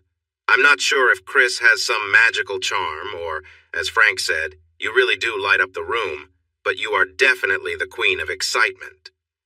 Joe's cheeks turned a little pink, but she took a sip of her coffee and calmly asked, "So, how did things go with Pancho? I was busy at the time." Frank smiled and Sally began to speak, but Chris jumped in. "If you're the queen of excitement, then Sally is the princess in waiting, and that was just the beginning. I can't wait to hear more once Pancho gets to know her like I know you." Sally smiled at him and then at Frank. "I don't know about that. He just got lucky because I was so fired up by Joe's excitement. It won't be that easy if I give him another chance." "Want to give me that chance now? I know you're feeling good after talking about it," Frank joked. Sally stood and teased him. "Do you think you can keep up? I'm always up for a good time." They hurried up the stairs holding hands and closed the bedroom door behind them. "Want to sit here, sip coffee and listen? Or would you rather spend time with your girlfriend? I think you could both use a little time together after last night." It was noon when they all returned to the kitchen, looking a bit more relaxed. Chris asked if bratwurst wraps and a salad would be okay. "Usually I'd cook something nice for guests, but between the noises from your room last night and my energetic girlfriend this morning, I just didn't have the energy." "I would usually help out, but it seems Sally was having her fun too," Pancho chuckled. Joe and Sally exchanged knowing smiles. As the evening wore on, relaxing on the deck after cleaning up from their hard work, Sally asked a question they needed to discuss. "So, when are you two getting married? I can't imagine any method of birth control would work if you two keep it up every day like you have since I arrived." Joe looked at Chris, who looked back at Sally and replied, "Saturday, July 18th, my fiancé, my sisters, my mom, and her friends have it all planned out. Well, they had it planned out until COVID changed things. Now we need to find a place where we can gather a few dozen friends without any issues." Joe looked at Chris with excitement. "Really? July 18th? You've finally chosen a date?" He nodded, raising his hands. "You asked me to pick a date. What's wrong with this one?" Joe squealed and jumped onto his lap. "That's a great date. I love it. Have you found a place too?" "That's the challenge. I'd like to do it at Trinity, but..." Pancho looked surprised. "Why anywhere else? Look around, this spot could be perfect for a celebration. It only needs you to get up a bit earlier to finish the work." "What else could you want? There's all this green space, a nice spot to gather, and friends who can sit in chairs. We could have some drinks and food for everyone." Sally added, "I can picture it now. Chris is waiting at the gathering spot with the officiant and his best man. Joe and her friends, including me, will walk down the path. I'll make sure Joe looks great as we reach the spot. It'll be evening with lights decorating the trees." "It'll be amazing," Joe turned to Chris. Why not? I really like this place, he replied. Sounds good to me. Are you telling everyone tonight or waiting until tomorrow? You know she'll say she needs more time, no matter the date. As they enjoyed drinks, Pancho and Chris made plans to get everything ready by late June or early July. Meanwhile, Joe and Sally chatted excitedly about all the little details that could make the celebration special. Chris had to remind her that this meant no relaxing in the hot tub until after the big day, but she laughed and said they could enjoy that after the honeymoon. That night, neither couple was disturbed by the other, as they were both filled with excitement. The next day, they worked hard, taking breaks only to watch the online services from Trinity Episcopal and to eat. With their big day now clearly in sight, they felt a sense of urgency to make decisions, schedule their time, and budget for the celebration. Chris and Pancho found another project almost finished, along with two others that needed workers for the home and the lake. He hadn't told Joe yet, but the idea of flying somewhere far away, dealing with possible quarantine, made spending a week at the new lake house sound much better. After the church service and the brunch that Sally and Joe made, Chris and Joe thought it would be a good time to call their mom. They were actually using the Alexanders' home phone, but they knew Deborah was on the other end. After saying hello, they asked all the family members to gather around the kitchen phone and put it on speaker. Chris started, "Mom, Dad, sisters, we have something to tell you. Joe, go ahead." With a happy smile that showed a bit of nervousness about what Mom might say, Joe shared, "We've set a date. We're getting married on Saturday, July 18th at 7 p.m. in our backyard. I know this isn't the big church wedding we talked about, but..." Before she could finish, loud cheers came from Mom and the sisters, along with a relieved, "Thank God," from Dad. Chris let them celebrate for a moment and then said, "Mom, this is the best we could come up with right now. No one knows how long the pandemic will last, and we don't want to wait. We're making improvements to our backyard to make it, as our friends say, better than a destination wedding." "While it isn't everything you dreamed of..." "Pause right there," Mom interrupted. "First, we're all so happy you found a way to do this. Second, I agree.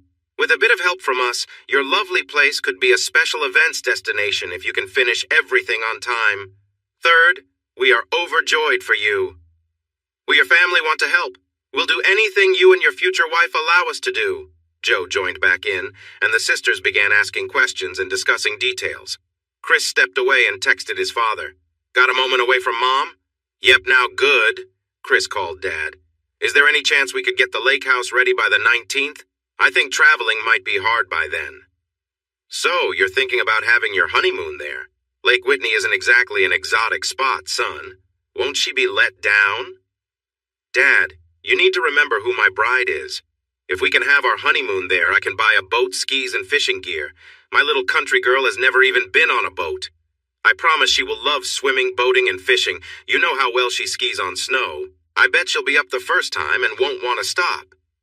If we could travel, we would go somewhere by the water. We'd swim, relax in the sun, fish, surf, or take a boat ride, and probably do some sightseeing. We can do all this at the lake and even visit places like Glen Rose for some fun activities. I will find a dance hall or two, but that shouldn't be too hard in the countryside. Knowing Joe, she will want to spend most of our time relaxing, so I'll get a better mattress than what we'd have in a hotel." His dad laughed and said, "I would say that's too much information. But after staying together for a few nights and hearing Donna's stories, I already know. Actually, that sounds like a great place for you two. It's quiet, not fancy at all, and Joe has no idea what that means, so let's go for it. Are you talking to Trey or am I? We need to get this started right away." They contacted Trey, shared the new plans, and he offered them a great deal.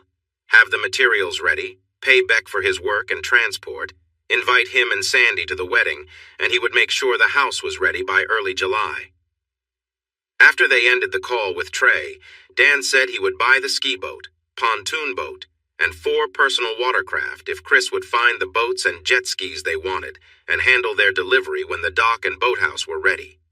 Chris agreed to find the boats and send pictures or videos to Dan before buying them, asking what the budget was. "I don't know the budget and it doesn't matter," he replied. "I've been saving for 20 years, and I plan to use it more than anyone else after I retire there sooner than you think, so spend what you need to get the best." Sally joined the call. and since they were still busy talking, Chris changed back into his work clothes and went outside to the wedding site to meet Pancho. He updated Pancho and found out that he had been on the phone too. "I think I have the crews we need lined up over the next 6 weeks. It's all not set in stone yet, but everyone wants to make it happen for you, so I feel good about it. You might have to think of ways to bring people in for the wedding because everyone who knows you wants to come. So maybe we can ask the local officials to give us a break for a few hours.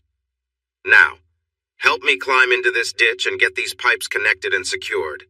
We've got a lot to do and not much time." They worked hard until dark and accomplished more than Chris expected. Frank was a quirky guy, but he was really smart when it came to construction. He made changes to Chris's plans that helped finish the job faster and made everything better. Chris admired Pancho ever since they started working together, but now he saw why the other workers respected him so much. As darkness fell, their beers arrived right on time. The girls had finished chatting for the moment, so they relaxed in their chairs, enjoying their first drink quietly. Sally caught a whiff of something nice and suggested they take a shower, so they got up and headed upstairs. 20 minutes later, they came back with fresh beers, and Chris asked, "What's cooking? The kitchen smells fantastic." "That would be my famous smothered steak with rice and broccoli. And if you behave tonight, Jo will make her famous chocolate chip cookies," Sally said, smiling brightly. "Wow, she's beautiful, fun, brings me drinks, knows a ton of jokes, and can cook. How about a double wedding?" Pancho said excitedly. "Hold on there. All I know about you is that you are decent company and willing to pitch in. Let's try dating a few times before we start planning," Sally replied. "Why wait? I already know you like me. You're attractive and you cook really well, so let's get moving," Frank joked back. Sally playfully climbed into his lap and said, "Let's see if you make it through tonight before you think about rings. I've been taking it easy on you." Dinner was as delicious as promised, and Pancho managed to make it downstairs the next morning feeling pretty good. Chris had made coffee, had biscuits baking, the sausage was sizzling, and a bowl of scrambled eggs was set to cook. When the sausage was done, he tossed the eggs in a skillet with melted butter and sent Pancho to wake the girls. He called up the stairs, "Breakfast is ready. Come on down. You can wear what you like." It took them a little while, and by the time they arrived, Chris was filling plates. He noticed the two girls came down wearing cozy robes and slippers, moving slowly. Once they settled at the table, he asked, "Looks like Pancho made it through your night, but you look a little tired this morning, Sally. What happened?" Pancho had a satisfied grin while he waited for her answer. Sally looked at the smiling boys, took a breath, sat up straight and said, "I don't often admit I lost, but I will say he won that round. I'm going to the gym with Jo this week. I really need to work on my fitness and stamina." Chris laughed and high-fived Pancho. Pancho stood up, walked around the table, and gave Sally a kiss on the head. "You're the best I've ever had. No one else comes close, sugar. And I'm still ready to set a date." Sally leaned her head back and said, "You have to ask my dad and my 4 big brothers first. If you get through that, I might think about it." Jo was watching with a smile and called her fiancé over. He came to stand behind her. "We should make sure you both take it easy. You're too tough on us delicate flowers." Chris leaned down and gave her a playful kiss. "What happened to the confident girl who said I was too old to keep up?" "She's learned that you're old but wise about love," Jo said with a happy grin. The priest at Trinity Episcopal wanted to talk things over before he would agree to lead their unique gathering. He said he would do it, but only if Jo would join the choir when they could have one again. After all, he felt he would be breaking some rules, so he asked for something for the church in return, smiling as he spoke. Jo agreed right away, excited that she would be doing something she secretly wanted but felt unsure about. Then he added another request. "You need to sing How Great Thou Art after you join your husband in the gazebo, but before I lead the vows. You can practice online with our choir director if you like, but believe me, you amazed us when you sang it in church. You probably noticed that most of us stopped singing after the first verse to listen to you." This made her blush and feel a little nervous. She tried to back out, but Chris leaned down and kissed her cheek, saying, "Please, honey, this would make me so happy and proud, and it would make our wedding special. Your first performance as my beautiful and talented wife would be unforgettable." She was scared, but with 2 months to practice, it felt like a long time away, so she agreed. That choice would stay in her mind right until the moment the hymn started. The priest gave them a guide he created that included questions they hadn't thought about.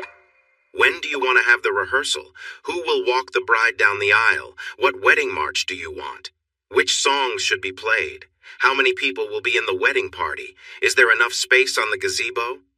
Will you write your own vows or use traditional ones? If they are traditional, which ones? Are they having a rehearsal dinner? Should he plan to stay? Should he stay for the reception? Lead prayers over meals? As they drove home, Chris admitted, "Mom might have been right. There are a lot of details." Joe had been quiet until now. "Chris, what about my mom? I know she can't come because she's in prison, but is there any way to include her? She's trying so hard and I don't want her to feel left out." "I think we should include her too. Let's see what we can do. Do you want me to speak with our attorney, or would you like to handle it?" "Let me do it," she answered. "I'll need to tell her about the wedding at some point, and if she can't be involved, I'll have to break that news." Tuesday was a big day. Crews arrived at the house at 7:30 to speed up the work, and 2 vans delivered teams to the lake house to start that project. The necessary tools had been sent to the lake on Monday, so by 8:30 a.m. they were hard at work.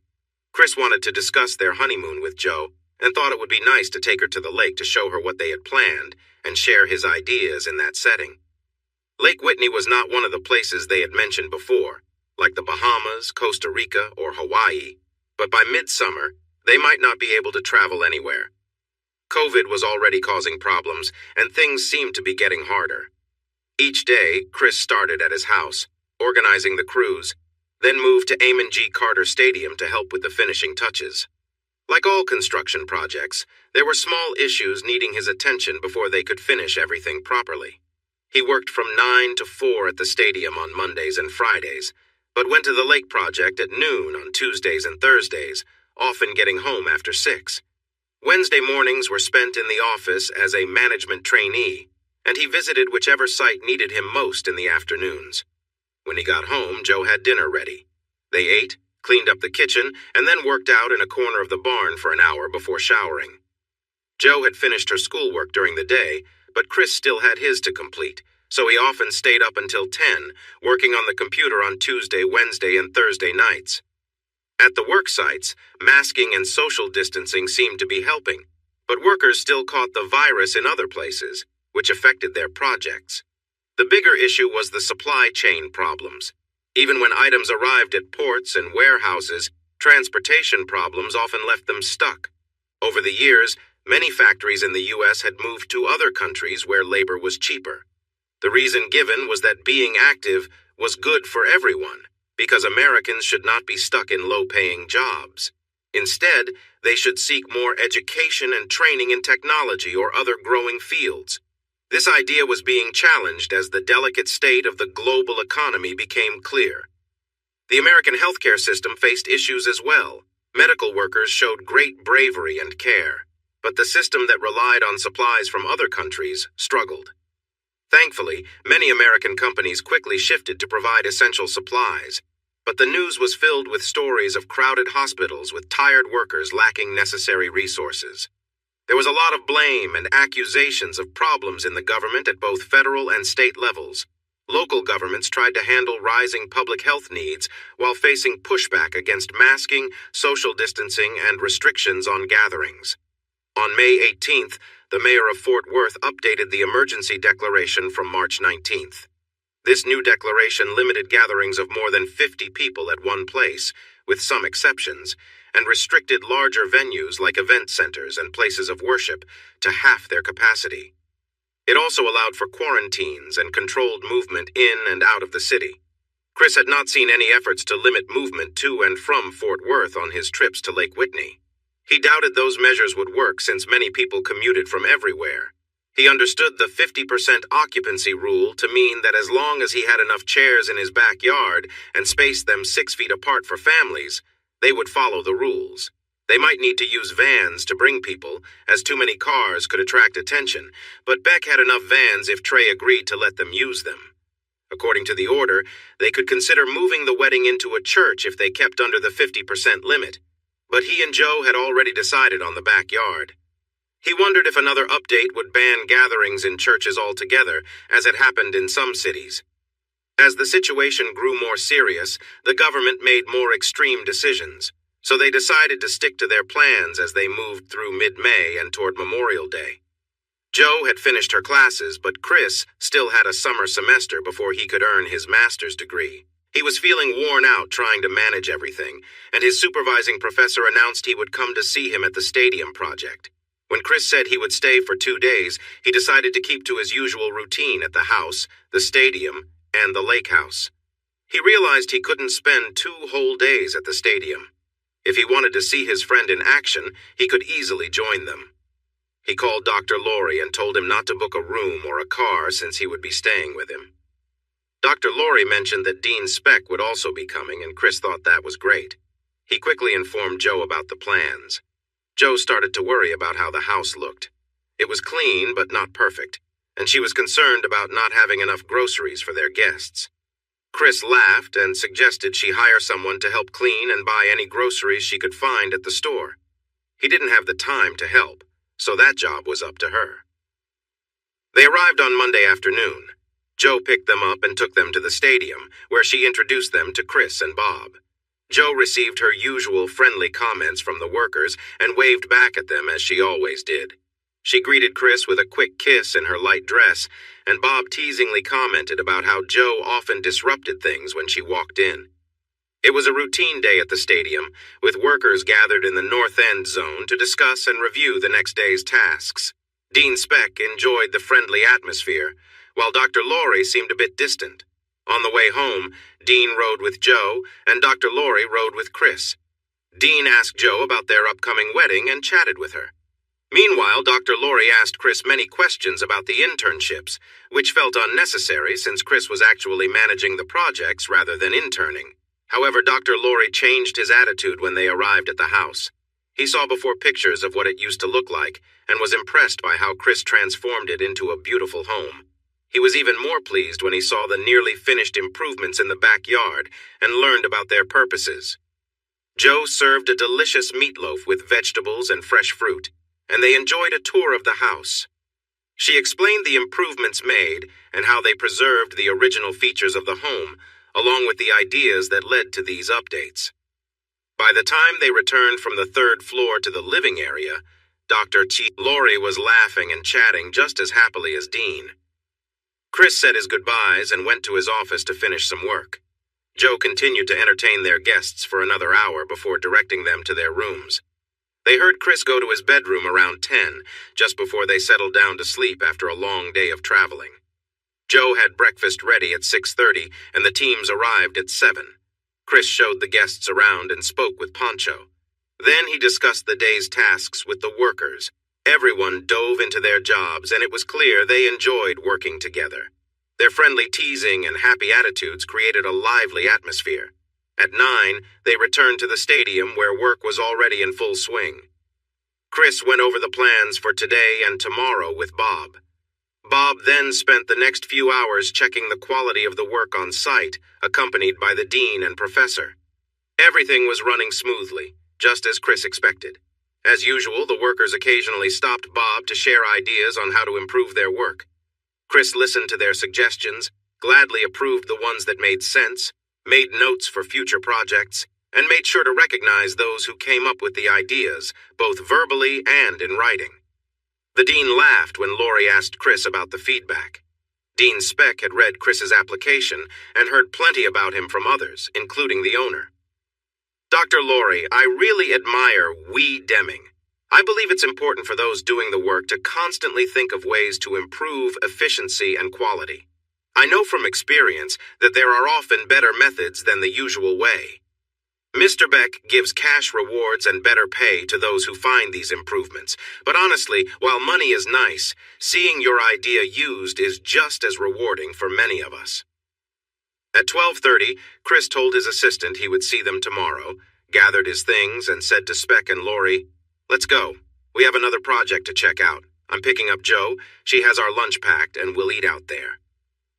"Is this part of your usual weekly routine, Chris?" Laurie asked as they got closer to the site, which was nearly an hour away.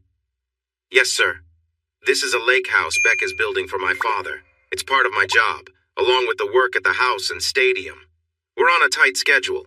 It has to be ready by July 19th.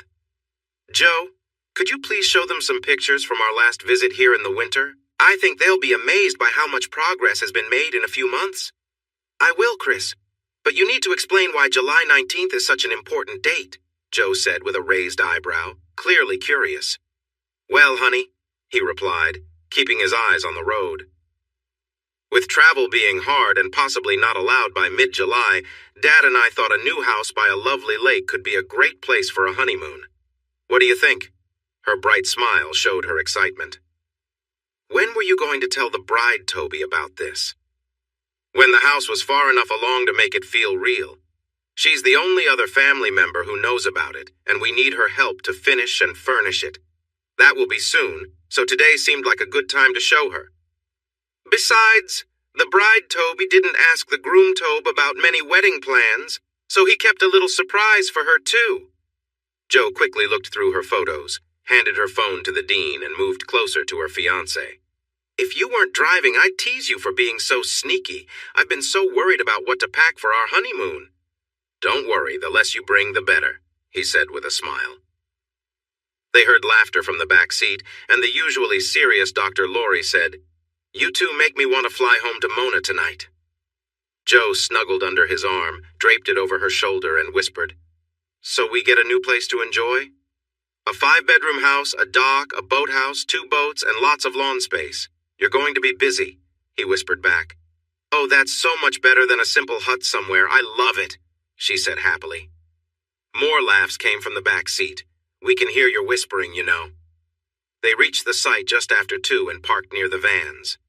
The piers for the dock and boathouse were poured at the same time as the house's foundation, carport, sidewalks, and outdoor kitchen. The walls were framed, and roofs were up on the house, carport, outdoor kitchen, and boathouse. The dock was finished and ready for boats. Sheets of insulation were stacked, waiting for the electricians and plumbers to finish their work soon. Pallets of stone for the outside of the house and patio were ready for the crew on Thursday. Wood paneling was stored in the living and dining area, and drywall was piled in the other rooms. It looked far from done, but Chris knew it would go fast from here. They needed Joe to fill in for Deborah in choosing colors for the inside walls, and to pick furniture, lighting, and kitchen appliances. She felt a bit hesitant, not wanting to take over for Deborah out of respect. Deborah was really happy with the work she had done on the house, so... Dean Speck and Dr. Lorry arrived unexpectedly. They had no clue where they were going, what they would see, or what their intern was going to do. He just handed them over to Trey Beck and Sam Schneider, who were waiting at the location. After Dr. Lorry was introduced and Sam finished warmly greeting Dean, Trey called Joe over. Hi there. I heard you're our interior design consultant. I want you to know that Sandy is happy to help you if you want. I told her I think you can handle anything, but she insists on letting you know she'll be here to assist, since she knows Deborah really well. Joe gave him a quick hug and said that Sandy knew her even better. She'd love to have her help, especially since finishing Deborah's house felt a bit overwhelming. Joe then hugged Sam and returned to her fiancé. As always, work had stopped when Joe, a charismatic young woman, got out of the truck. She smiled at the workers and waved, telling them she hoped it was okay for her to explore while they worked. Pancho laughed loudly and replied for the crew, Of course! You won't find many construction sites where you're not welcome, and this is definitely one of them. But you'll need this hard hat. He handed her the hat, and she kissed him on the cheek before looking at the bright pink safety hat. Oh, it matches my outfit, she said cheerfully, highlighting her white t-shirt, pink shorts, and white sandals. She placed the hat on her head, letting her wavy golden hair spill out. With that look, she caught the attention of the workers, who smiled and exchanged glances. She took Chris's hand, looked up at him, and asked, So where do we start? He smiled back and led her to the back of the house, where the electrical and plumbing work was finished. They walked through a framed doorway, and he began to show her the bathrooms and bedrooms along the hallway. Trey and Pancho were giving Sam and the 2 men from Colorado a tour of the site, stopping to explain each part of the construction and how it all fit together. Joe moved from room to room, trying to picture how everything would look when it was done. paying special attention to where the light came from. By the time they reached the kitchen, the plumbers were wrapping up, and the electricians were moving in with their tools. Everyone took a moment to appreciate the lovely sight before diving back into their work. They had to finish by noon the next day, and there was still a lot to do. Chris knew that being distracted by the beauty of the scene instead of staying focused could lead to a mistake, perhaps even an injury if one wasn't careful. He went to the on-site locker, pulled out cards with various paint samples, and joined Joe outside. Together, they stood by the house as Joe carefully selected the ones she wanted to consider. Around 3:15, Trey stopped by to inform them that he and Sam were taking the guests back to the office. They planned to review Chris's trainee duties and make sure the guests were fed before bringing them back for the night. At 4 o'clock, Pancho gave a sharp whistle. The workers all paused, packed up their tools, and secured their equipment, signaling the end of the workday. As they loaded up the van, Pancho approached Joe and jokingly said they had the place to themselves for the evening, warning them to behave. Joe rolled her eyes playfully and said, "As if." Chris chuckled and gave a playful promise. Once the vans disappeared over the hill, Joe excitedly began shedding her clothes. "Hurry up," she called to Chris. "Don't you know your girlfriend wants to try something fun down at the dock?" Laughing, Chris replied, "We'll have plenty of time to explore every room during our honeymoon, but for now, let's head to the dock." He quickly grabbed 2 lounge pads from the truck and brought them to the dock. Joe laughed in delight. "You're always prepared, just like a true Boy Scout." Chris smiled, knowing the special setting would add to the magic of the day. The dock wasn't exactly a construction site, but it was newly built and peaceful, and he knew Joe loved being outdoors. The two shared a close moment, enjoying the quiet and beauty around them. They spent time talking and laughing, appreciating the calm evening together. Wrapped up in the joy of the day, they let themselves relax in the unique setting, feeling connected to both nature and each other. As the evening continued, they enjoyed their time together at the dock, the stillness of the setting making the moment all the more special. At Chris's request, Joe moved in ways that felt natural to her body reacting as waves of intense sensations built up. Her muscles tensed, and the overwhelming sensations coursing through her body were too much, causing her to briefly lose consciousness. When she awoke, she felt Chris moving beside her gently, his touch steady and calm. His hands held her with care, and his movements were slow and rhythmic. Joe, now fully awake, responded by adjusting her body to match his rhythm, wanting to be present in the moment with him. "Please," she whispered, her voice soft but filled with emotion. "I can't take any more. I feel like I'm going to explode. Just hold me close."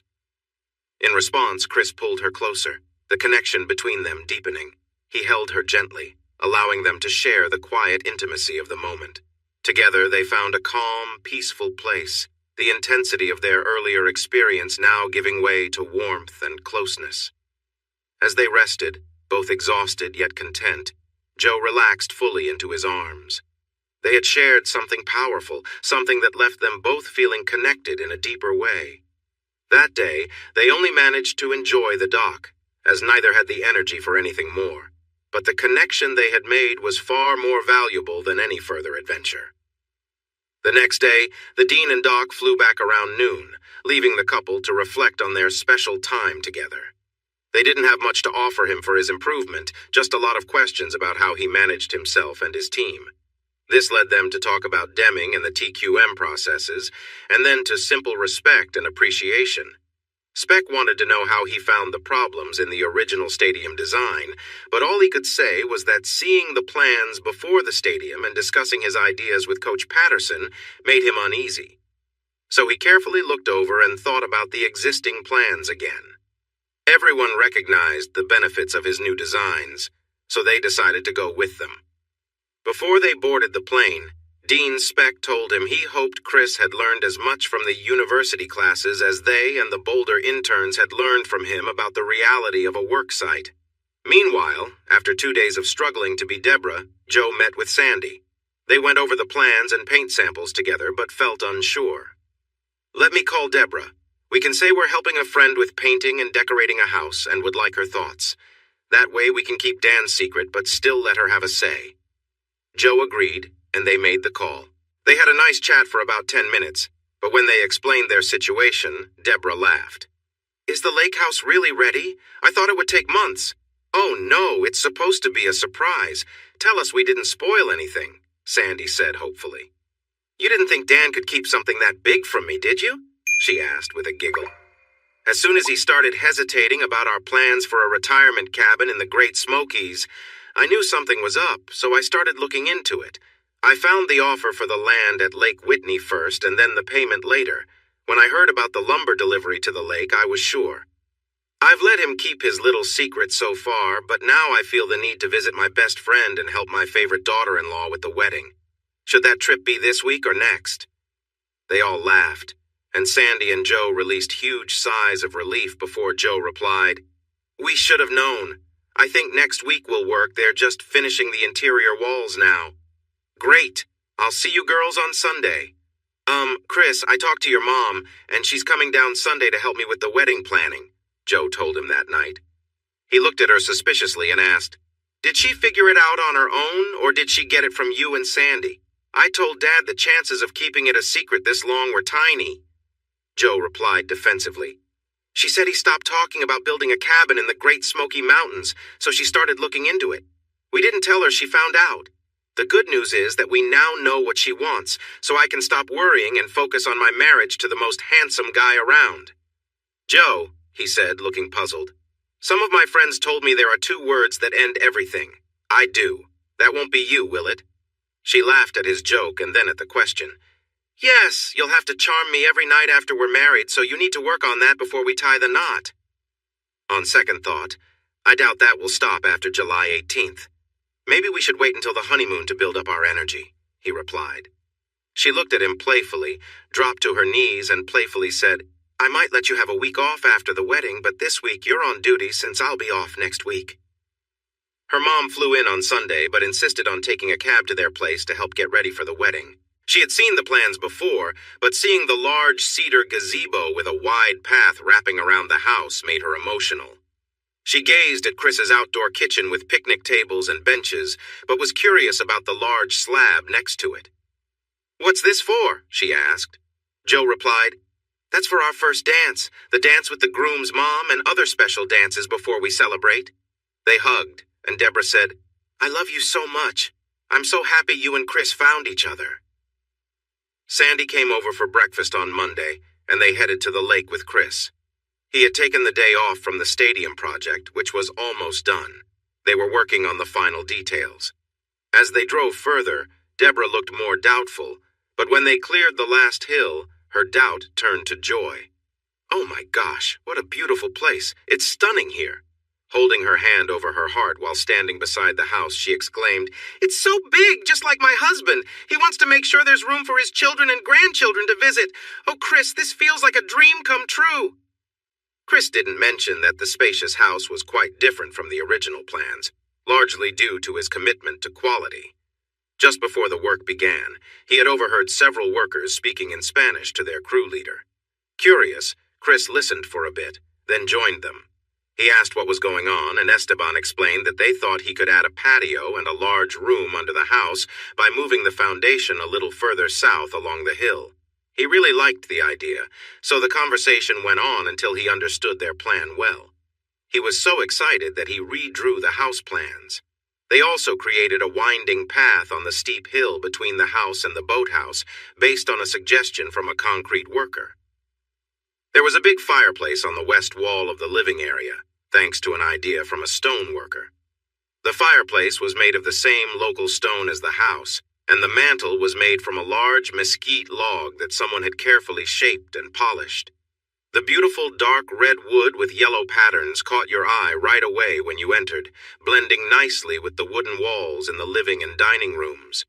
The drywall was up, and the stone workers were putting the stone on the outside, while the tile workers were busy inside, starting from the back and moving to the front. Luckily, Deborah loved the tile choices as much as Joe and Sandy had, so they spent their time picking out colors for the painted walls, the blinds and curtains, the light fixtures, the appliances, the furniture, and the rugs they needed. While they were having lunch at a picnic table on the large porch that faced south, Deborah received a call. She happily answered, "Hi, my dear. How's work going?" "Sandy and I are helping Joe with some last-minute details. Do you need anything?" "I don't think we can do a video call here. My signal isn't very good." "No, of course not. I told you why I was coming down here. Why are you acting so suspicious?" "Because I'm right behind you, and I don't think you're really in the yard working on the wedding, are you?" Dan said loudly. She gasped, dropped her phone, and jumped into her husband's arms. "I love you so much. This is the best surprise ever. I just love our retirement home." Joe and Sandy looked puzzled, but Chris smiled knowingly. He glanced at them and said, "He knows her too well. He saw right through her story and called me. Now we have both consultants here. I hope they don't slow us down too much." Dan was not bothered by the changes. He was thrilled. He promised another bonus to the workers who had offered ideas and made those changes happen, and he said a larger bonus was waiting for everyone if the house was completely finished and everything removed from the site by July 10th. With both owners present, decisions were made quickly, and the crews appreciated their positive attitudes and the bonuses for finishing early. Chris and Joe handed Dan and Deborah the keys to the Jeep and left the lake house in their care. Deborah and Sandy had a great time working together on the design and choosing furniture, while Dan enjoyed working directly with the skilled workers for a change. The final tasks at the stadium were almost done, and the management had already said they would gladly accept the project once those were finished. At home, Chris, Pancho, Roberto, and a few others were finishing up under Joe's careful watch. Dr. Laurie and Dean Speck had approved the hours Chris arranged for his leadership at the site, and he had submitted his final paper in one class and completed the required project in another. As June ended, all that was left was for him to get passing grades in those two classes. Then he would earn his master's degree in architectural engineering. His vacation was scheduled to start the Monday before their wedding and would last for 2 weeks after. The second week was a reward for the support Chris had given to keep everyone working and healthy during the first months of COVID. While some employees had gotten sick, none of the cases traced back to the work sites, and thankfully, no employee or their loved ones had died. Chris did not know yet that his mid-year evaluation was complete, with feedback from the faculty at CU, his supervisors, and all the workers who received the evaluation through email. It was excellent, and his bonus would show that success. When he returned on August 3rd, he would take on his new role, which came with a higher position and better pay. Chris had never seen Joe's wedding dress, and he hadn't seen her since yesterday. She had even stayed with Donna after they returned from the fun party at Sandy's, which included gifts and fun surprises. There were some silly gifts and things Joe wondered if she'd ever be bold enough to wear in front of anyone except her husband. It turned out Sally was not the only one who knew funny jokes, and hearing them from Deborah and Sandy made them even more amusing. Chris's gathering with friends was not exciting either, as it took place outside at the kitchen area and involved his dad, his bosses, and workers who wanted to join. There was a small keg, but they hardly consumed it, mostly thanks to Pancho and the single crew members. He did receive a few amusing gifts, plenty of free advice, which was worth what he paid for it, and many new jokes that were sometimes cheeky. Now, on July 18th, he stood in the center of the gazebo with Father Joseph standing above on a platform that covered the hot tub's pipes and wires that would be installed next week. Beside him were Trey, Bob, Carlos, Ed, and Frank. As Beethoven's Moonlight Sonata played, the bridal party walked in one by one, starting with Diane, then Kate, followed by Sandy, Deborah, Sally, and Donna. They all looked beautiful, graceful, and in tune with the music. When Donna took her place in the gazebo, the music stopped.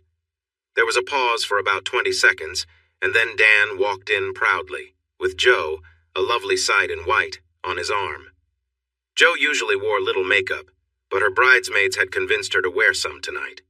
The makeup was simple, but the mascara and glitter eyeliner made her bright green eyes truly eye-catching. Her shoulders were bare, and the satin and lace dress fit her nicely, showing off her figure in a lovely yet modest way. It hugged her chest and small waist before flaring out over her hips, stopping just above her knees. She wore a short veil. Her legs were covered in white thigh-high stockings, and she had on white sandals with tall heels. Joe's only jewelry was a pair of diamond stud earrings, a ruby necklace, and a white gold anklet that Chris had given her. About 200 guests filled the lawn, spread out for social distancing, as Schubert's Ave Maria played on the piano and was sung by the choir leader. Dan looked very proud, but most people didn't notice him once they saw the stunning woman in white. At just 19 years old, and only a year and a half from her tough beginnings, she owned the moment. Her eyes were focused on her fiancé, her steps were graceful, and she walked down the pathway with a beaming smile like a princess. When they reached the gazebo, the priest asked, "Who gives this woman to be married?" A calm voice from a laptop on the gazebo answered, "I, her mother, do." Dan stepped back to take his place as best man. They chose a traditional ceremony, and Father Joseph led it with confidence. When the time came, he paused and said to the crowd, "I must admit something. I jokingly asked Miss Kennedy for a musical contribution before I would conduct this ceremony. I know that wasn't right, but when you hear her sing, you'll see why I believe I will be forgiven. I now present Amy Jo Kennedy." Jo turned to face the guests and the laptop. She had worried about what might go wrong, but after hours of practice with the choir leader and pianist, she felt ready to face her fears. She raised her hand to signal the pianist to stop and spoke to the audience.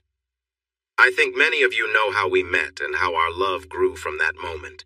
Mr. and Mrs. Ellison, Mr. and Mrs. Beck, and my wonderful soon-to-be in-laws, Deborah and Dan Alexander, all believe that our meeting was meant to happen. The more I learn about my husband, the more I believe they are right. When I sing, please know that I aim to honor the one who brought us together. I'm not a professional singer, in fact. I've never performed alone in front of an audience before. Yet, I want to offer this to him, in thanks and praise for everything he has done for me, and for bringing Christian Michael Alexander into my life." The pianist began to play, and Joe's beautiful voice joined in perfectly. "O Lord my God, when I in awe think about all the worlds you have made, I see the stars, I hear the rolling thunder, your power shone throughout the universe.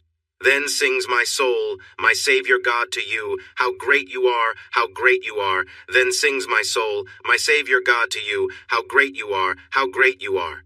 Chris had heard Joe sing many times and thought he knew what to expect, but like everyone else there, he stood amazed by her powerful and beautiful voice as she shared her praise. When she began the last verse, he felt a deep love for his wonderful bride. "And when Christ shall come with a shout and take me home, what joy will fill my heart. Then I shall bow in humble respect, and there proclaim my God. How great you are, then sings my soul, my Savior God, to you. How great you are, how great you are."